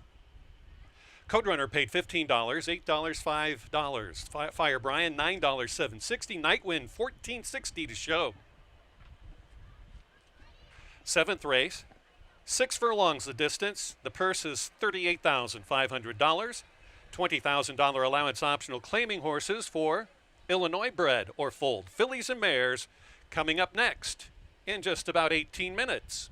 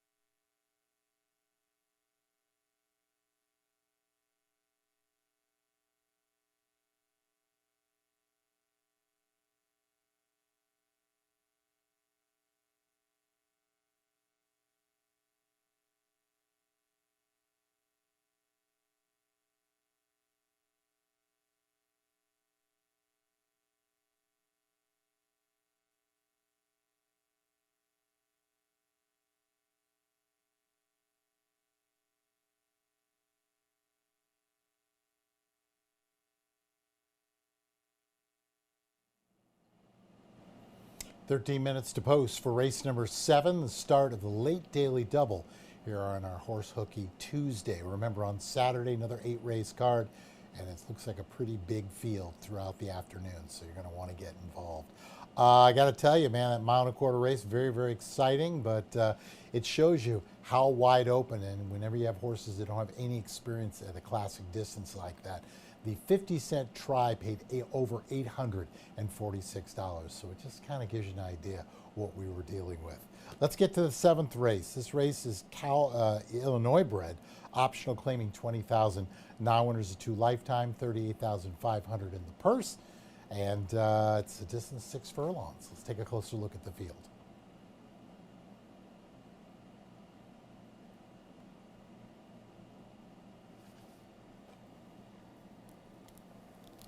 Full field of 12 going postward for yours truly. We're going to go with the 11, currently at 9-5. I'm a little surprised by the wagering, but we'll accept it. And that is A Rose for Lily. This was a first-time starter who got the win June 16th for Eddie Price at a 7-1. I liked what I was seeing there. It's so difficult to get a win first time versus winners, but I like this horse. I like what I was seeing. The outside post, I think, does not hurt this horse whatsoever. And I think Johannes Audengaren makes a lot of sense aboard this one. Not a tremendous amount of speed. So it's curious who will actually be making the lead. I think a horse like the 8 Chopin, maybe the 7 Passing Passion, those are probably the most likely to make the lead. But I think this is the one that'll get first run on the field. And I like what I'm seeing there. I'm surprised by the wagering, though. It's a little high. But we will see. We'll see how this thing goes out. Move our attention over to the 5. This is Hot Tomato, another of the Eddie Price. Hot Tomato is the 6 horse. The 5 horse is Richie's Golden Girl. Larry Ravelli sends this one out, comes in from Hawthorne. Won the debut for Maiden 25, went with Illinois bred to start off the year, coming off a big layoff. That horse won in September of 24. Something obviously went amiss. Came back on June 7th of this year, showed a little speed, and then just completely backed out of it. Then on the slop, going 5.5 against a 12-5 non-winners of 2, they actually put together a pretty good second. So we'll see if this is how you want to play it. It is non-winners of 2, but they are protecting this horse. 4-year-old daughter of Golden Sense. Golden Sense was a Santa Anita Derby winner with a rider by the name of Kevin Krieger aboard for trainer Doug O'Neill, who right now I believe is the leading trainer over at Del Mar. So could be in a good situation. I expect this horse to be up close. I don't think they're going to be on the lead, but I think they'll be up close. And we'll just go from there. 3 horse in front of us there is Lady's Legacy. Shane Childers, not in the ring currently. Brody Martinez gets the call. Horse broke the maiden on July 7th. There they are. Not a huge horse, but well put together. Looks nice and relaxed. Ears kind of going back and forth, always a positive side. This is a 3-year-old daughter of Showgood, a no-biz like showbiz grandsire. Has won at the distance. That was the last time out back on July 7th. And they're making the most likely move after winning for Illinois bred maiden special weight. Coming up into a non-winners of 2, but they're protecting. 15-1 on the line, 20-1 right now. Maybe you don't like this horse to win, but this is a horse I think you definitely should be using in your multi-race exotics. Rounding out the top 4, Passing Passion, I mentioned, could be one of the early pace setters in the race. One of the more experienced in the group. A winner, 2 seconds and 2/3 lifetime. 6 tries at the distance, 1 win. That was back in September of last year, the Maiden Breaker. Since then, it's kind of been hit and miss. Little tough. Rainer Arrieta gets the call for Jimmy Watkins. and the clean living racing. I give the horse a shot from a speed standpoint. They should probably be sitting off of this horse Show Pam, and then we'll get that first run. And if it's good enough, we shall see. I do like the positive vibe right now. Horse definitely on the toes, definitely aware of what's around them. And currently you're getting a good fat 9-1. Could be a good price here. I know Keith Nelson thinks this horse as his second selection. I did not go with the one try. 7-1 currently for the John Wainwright barn. Makes sense. It's tough for me though with Manny Giles. He's a good rider, but he's 1 for 80 at the meet. So he's got to win a couple more. But that means I might lose out on a nice solid price because the horse does make sense. So 11, 5, 3, 7 is how I'm seeing this race to kick off the late daily double. 6 furlongs the distance. These are Illini breds going for an optional claiming tag of non-winners of 2. Getting ready to come out on the track. Good luck. I do have some time splits for the 1.25-mile 6th race. 25 seconds. Half mile 51.79. 3/4 115.99. And then the final time 2:09 flat, 2:09.19.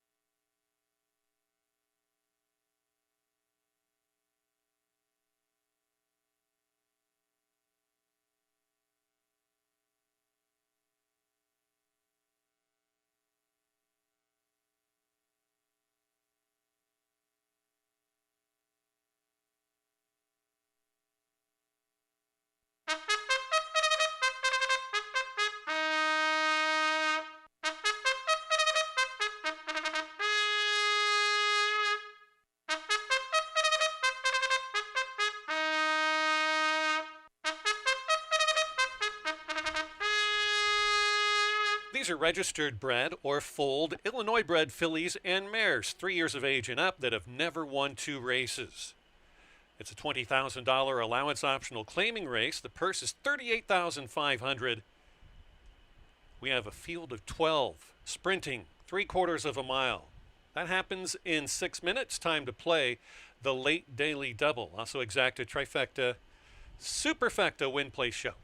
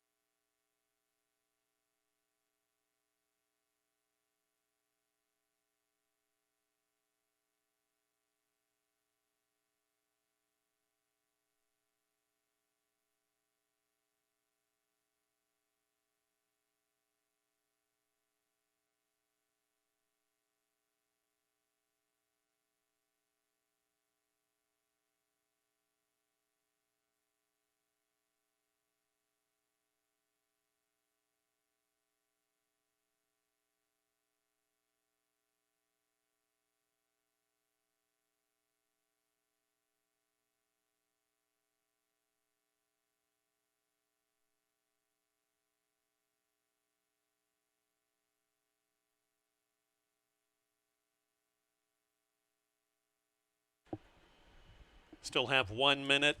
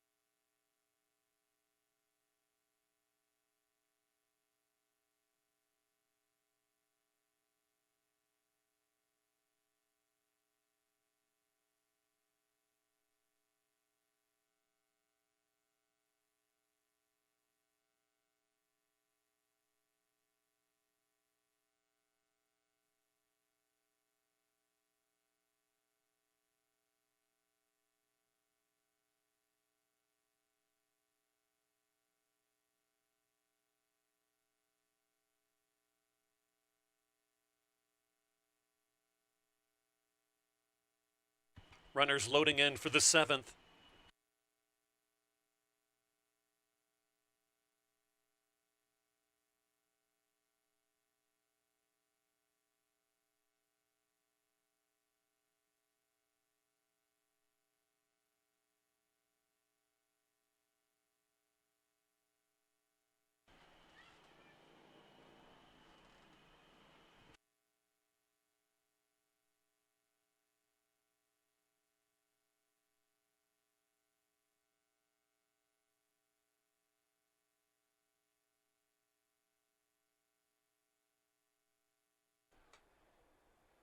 The 8 is acting up immensely. Chopin settles.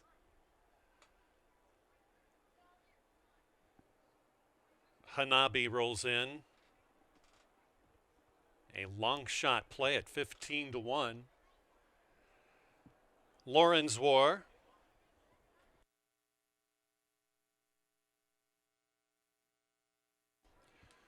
A rose for Lily. Moving up Richie's Golden Girl. 2 left, Hot Tomato, and I Did the Math.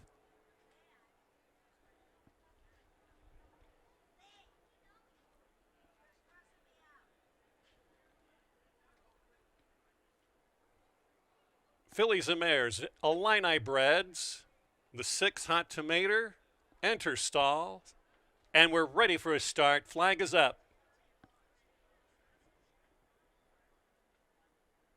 And they're off. Good start on the outside for a rose for Lily in a firing line. Coming through is Hot Tomato, last one in. Inside is Try, who takes over the lead. So it's Try, Hot Tomato, and wider to Chopin third. Fourth emerging from the pack is Passing Passion. Fifth along the fence is Lady's Legacy. Out towards the center of the going is Long Shot Hanabi. Now after a good start, running back on the far outside is a rose for Lily. Next comes Richie's Golden Girl in a world of traffic. Around the turn they go. I Did the Math is gaining up. No pace for Chasing Seattle. Also well back there to Harper Brianna. And the last horse away. And around the turn is Lauren's War.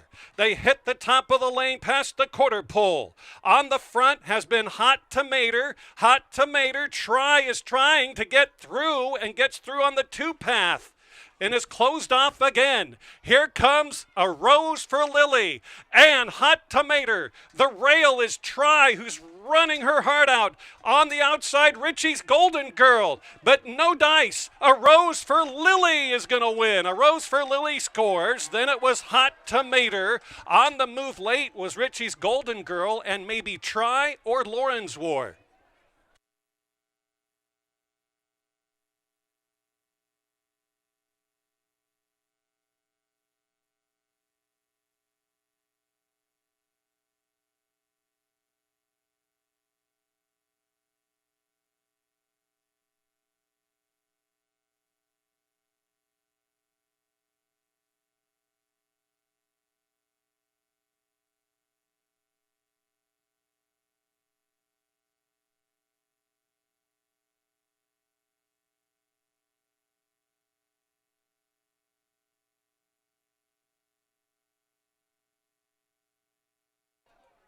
11, 6, 5, 1.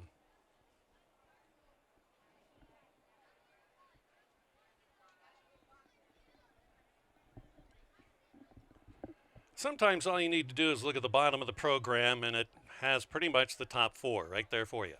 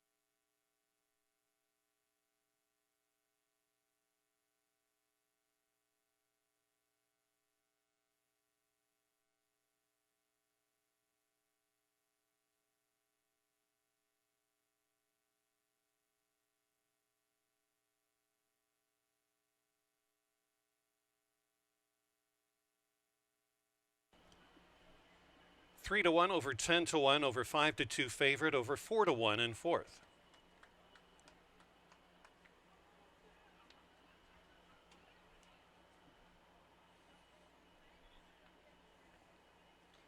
About to enter the winner's enclosure. Back-to-back wins for this newbie. A rose for Lily and jockey Johanna Sorankeren. Owned by Scott and Frank Racing LLC, Pete Raymond and Frank Payne, Eddie S. and Price, the winning conditioner of this 3-year-old bay daughter of Den's Legacy.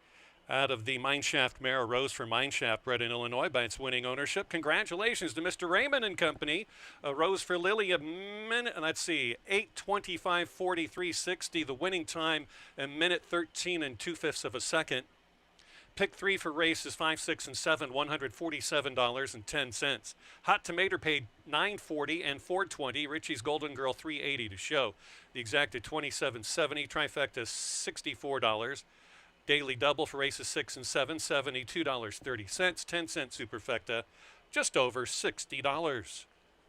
All 12 ran in race number 7. The 8th and last, we have a field of 11. Scratch the 12, Swaggy George.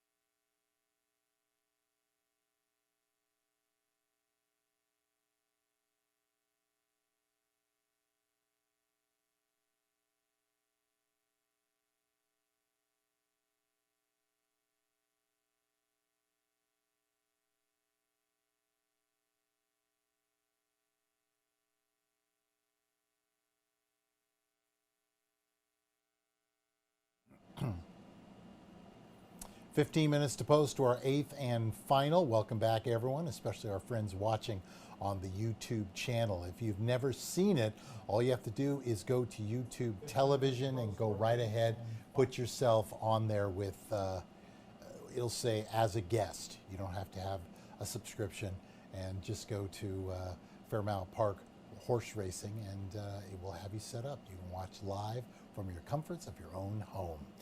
Closing out the show, we got a 4,000 non-winners of one in a year. Big scratch in the race for yours truly. The outside horse, the 12, will not go, so we had to adjust. Let's get right down to the paddock. Let's take a look at the remainders. Field of 11 going for the nightcap.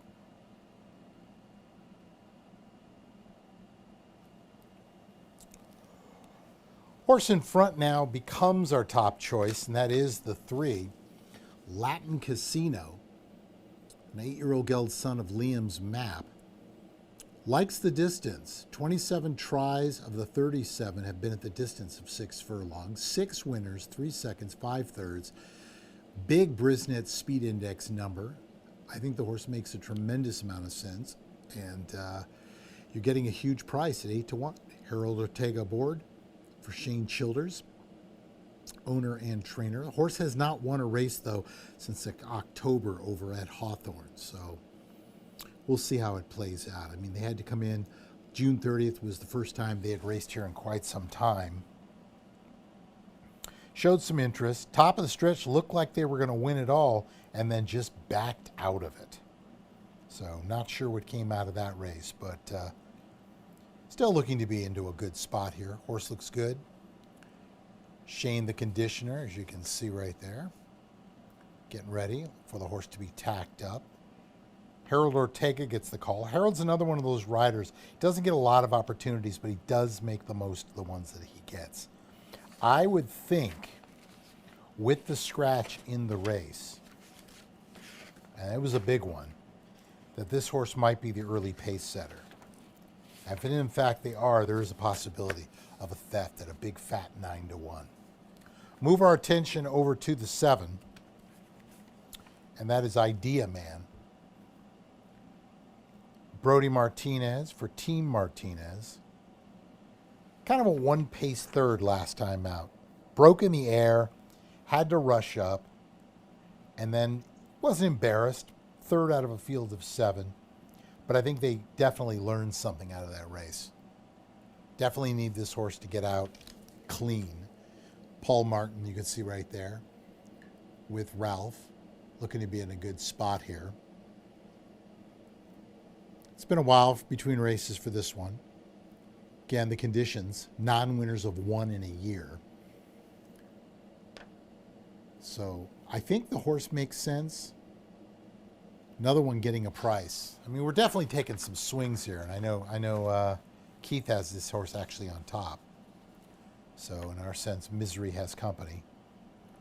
Granddaddy Longlegs, the 3rd spot. Now, what's interesting about this one, 3-2 on the morning line. Nobody picked this horse first or second. Javier Tavares gets the call for Jose Rodriguez, 3-year-old, 3-hour nap, a 7-year-old gelding. He's had 16 tries to the distance. He's hit the board with 7 of them, 3 winners, a second, and 3 thirds. Approaching $53,000 in earnings. Has yet to hit the board this year. They've all been very even, but they get a rider upgrade. Javier Tavares climbs aboard. He's having a good meet with the amounts that he's gotten. The Rodriguez barn, 1 for 32 here at the meet, hitting at 3%. So again, I think just numbers-wise, they got to prove to me that they can get the money done. Not a bad-looking horse. Waiting their turn. And it looks like this is the type that you've got to saddle on the run. I've had plenty of horses like this. There's nothing wrong with it, but it means you literally have to keep them moving. If you don't, they kind of lose their minds. So we'll see. I mean, so far right now is behaving. Hopefully it's a good spot for them. Another one that we'll hope they can make the lead, but I think their best races are when they're not. Good job by the groom also. And the valet, as you can see, starting to lose it a little bit. But I think they're doing a really nice job keeping this horse from losing its mind. Good job. Currently 2-1 favorite. Rounding out the group, the 1 Junior Bug for Amy Nesbitt. This horse was a second, although a distant second, but was well clear of the third horse in a field of 10. Was formerly the Ralph Martinez barn, now goes to Amy Nesbitt, who puts Johannes Arengerin aboard. This horse is the second in the wagering right now at 5-2. So I understand if you like this horse. Their last win came in November over at Mountaineer, going 5.5 against the 7,500 non-winners of one other than. So this one makes a lot of sense here. The rail trip, they don't really have speed. So that was kind of a reason why I didn't put this horse on top. They don't have speed. I'm not sure if getting dirt kicked in the face is going to upset this one. If they're forwardly placed like they were back in November, they can win this race. That's the big if. So 3, 7, 6, 1. It's going to see how I see it. I'm going to stick with Latin Casino on top. I know it's a big ask. 7-1 would be a great way to close out the show. But all I can say is we thank you for being with us. Reminder, Saturday, another 8-race card. Very contentious card. I just got my selections in. Good size fields. That's what it's all about for the horse player. Bigger fields, bigger opportunities to make some value. Keith Nelson still has one on to call, but we both want to thank you very much for being with us again. And if you can't be with us, remember, YouTube television, the streaming service has got you going. For everyone here at Excel Entertainment, we want to thank you so much for being with us. Have a good night. Also, good luck in the nightcap. And win, lose, or draw. Hopefully, we'll see you again on Saturday. Good night, everybody.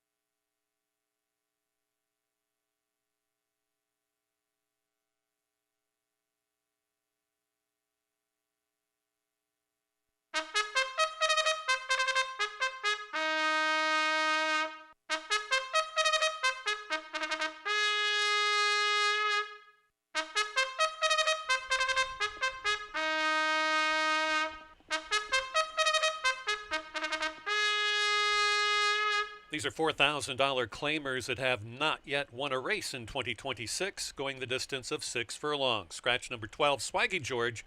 Win, place, show, exacta, trifecta, superfectas in 5 minutes.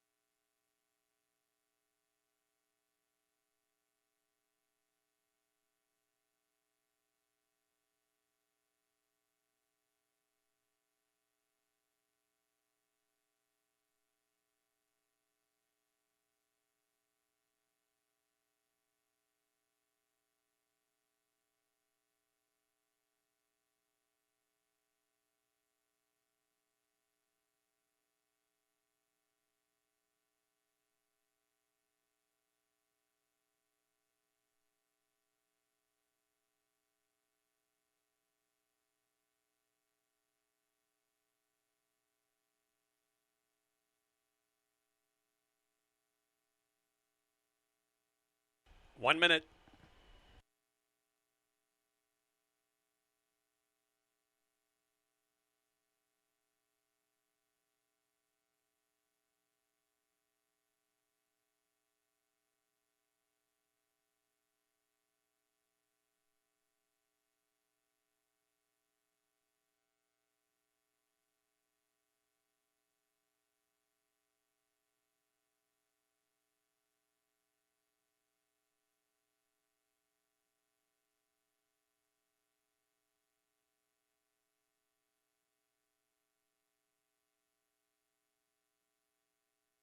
They're approaching the starting gate.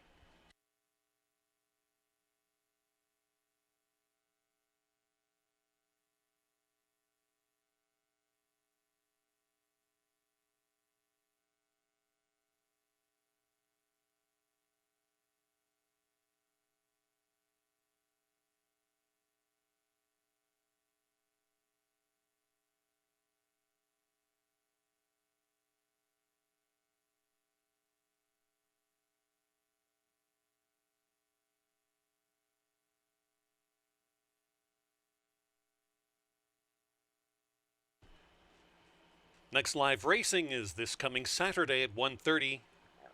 72 entered, so field sizes of 9 on the average. And the weather should be very similar than it was today. Moving in with the last Junior Bug and Granddaddy Longlegs.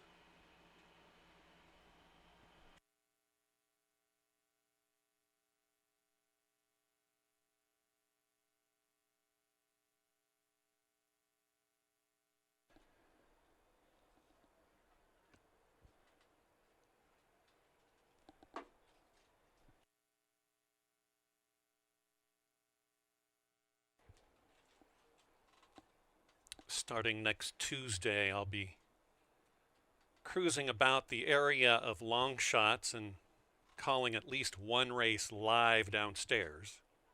That should be a treat.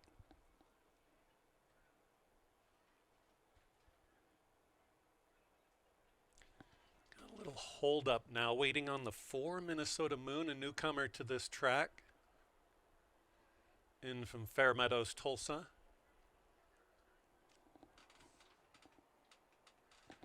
No, that's the 5, Awesome Outlaw. Pardon me. The 4 does, so we're looking at the 6 to get in now, Granddaddy Longlegs.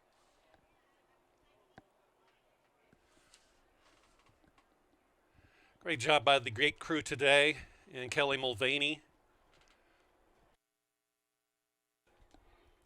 Way to go, folks. We appreciate your efforts, as always.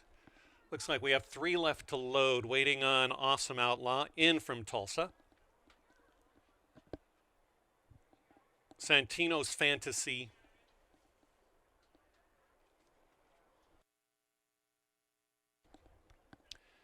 And then the veteran Cariel. They're in the gate for the 8th. Flag is up.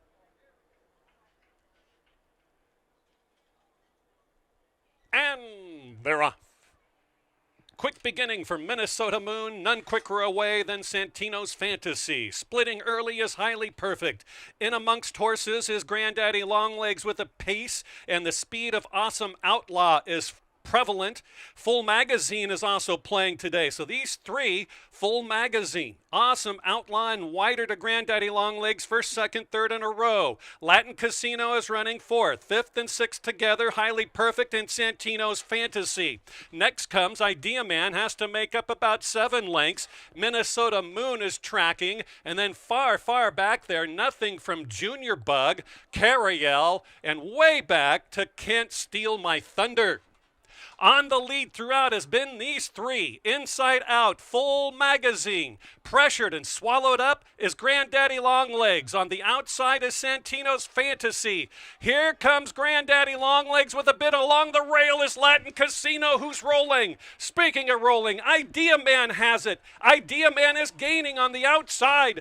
Idea Man and Santino's Fantasy. Santino's Fantasy at 24-1 got it done. Latin Casino was second, then it maybe was Idea Man, and Junior Bug flying late from far back was Can't Steal My Thunder.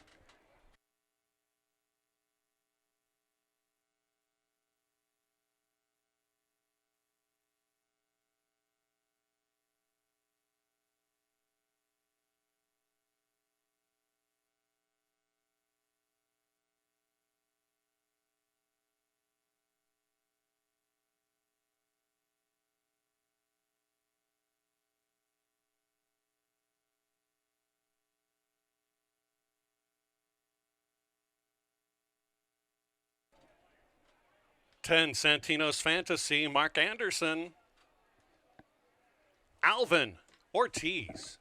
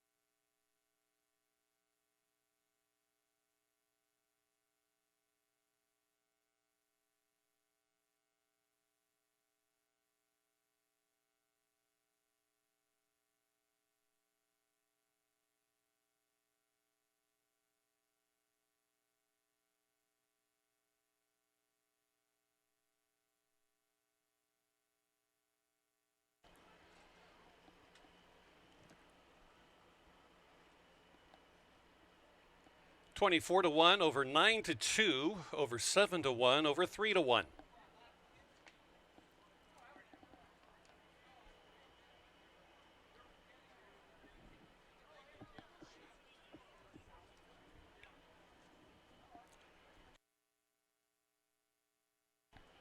Santino's Fantasy paid $50.60 to win, $19.60 to place, $13.80 to show. The closing trifecta, $1,646, as we welcome back to the winner's circle number 10, Santino's Fantasy and jockey Alvin Ortiz. Owned and trained by Mark Anderson, Santino's Fantasy is a 6-year-old gray-gelded son of Cross Traffic out of the Smoke Blackened Mare Fantasy Slam, bred in Kentucky by Loose Shoe Farm and Mike Adams. Latin Casino paid $680 to place, $560 to show. Idea Man $640 to show. The closeout exacted $290. Trifecta $1,646. The late double, $115.80. The late pick 3, gulp, 7, 11, and 10, $10,800.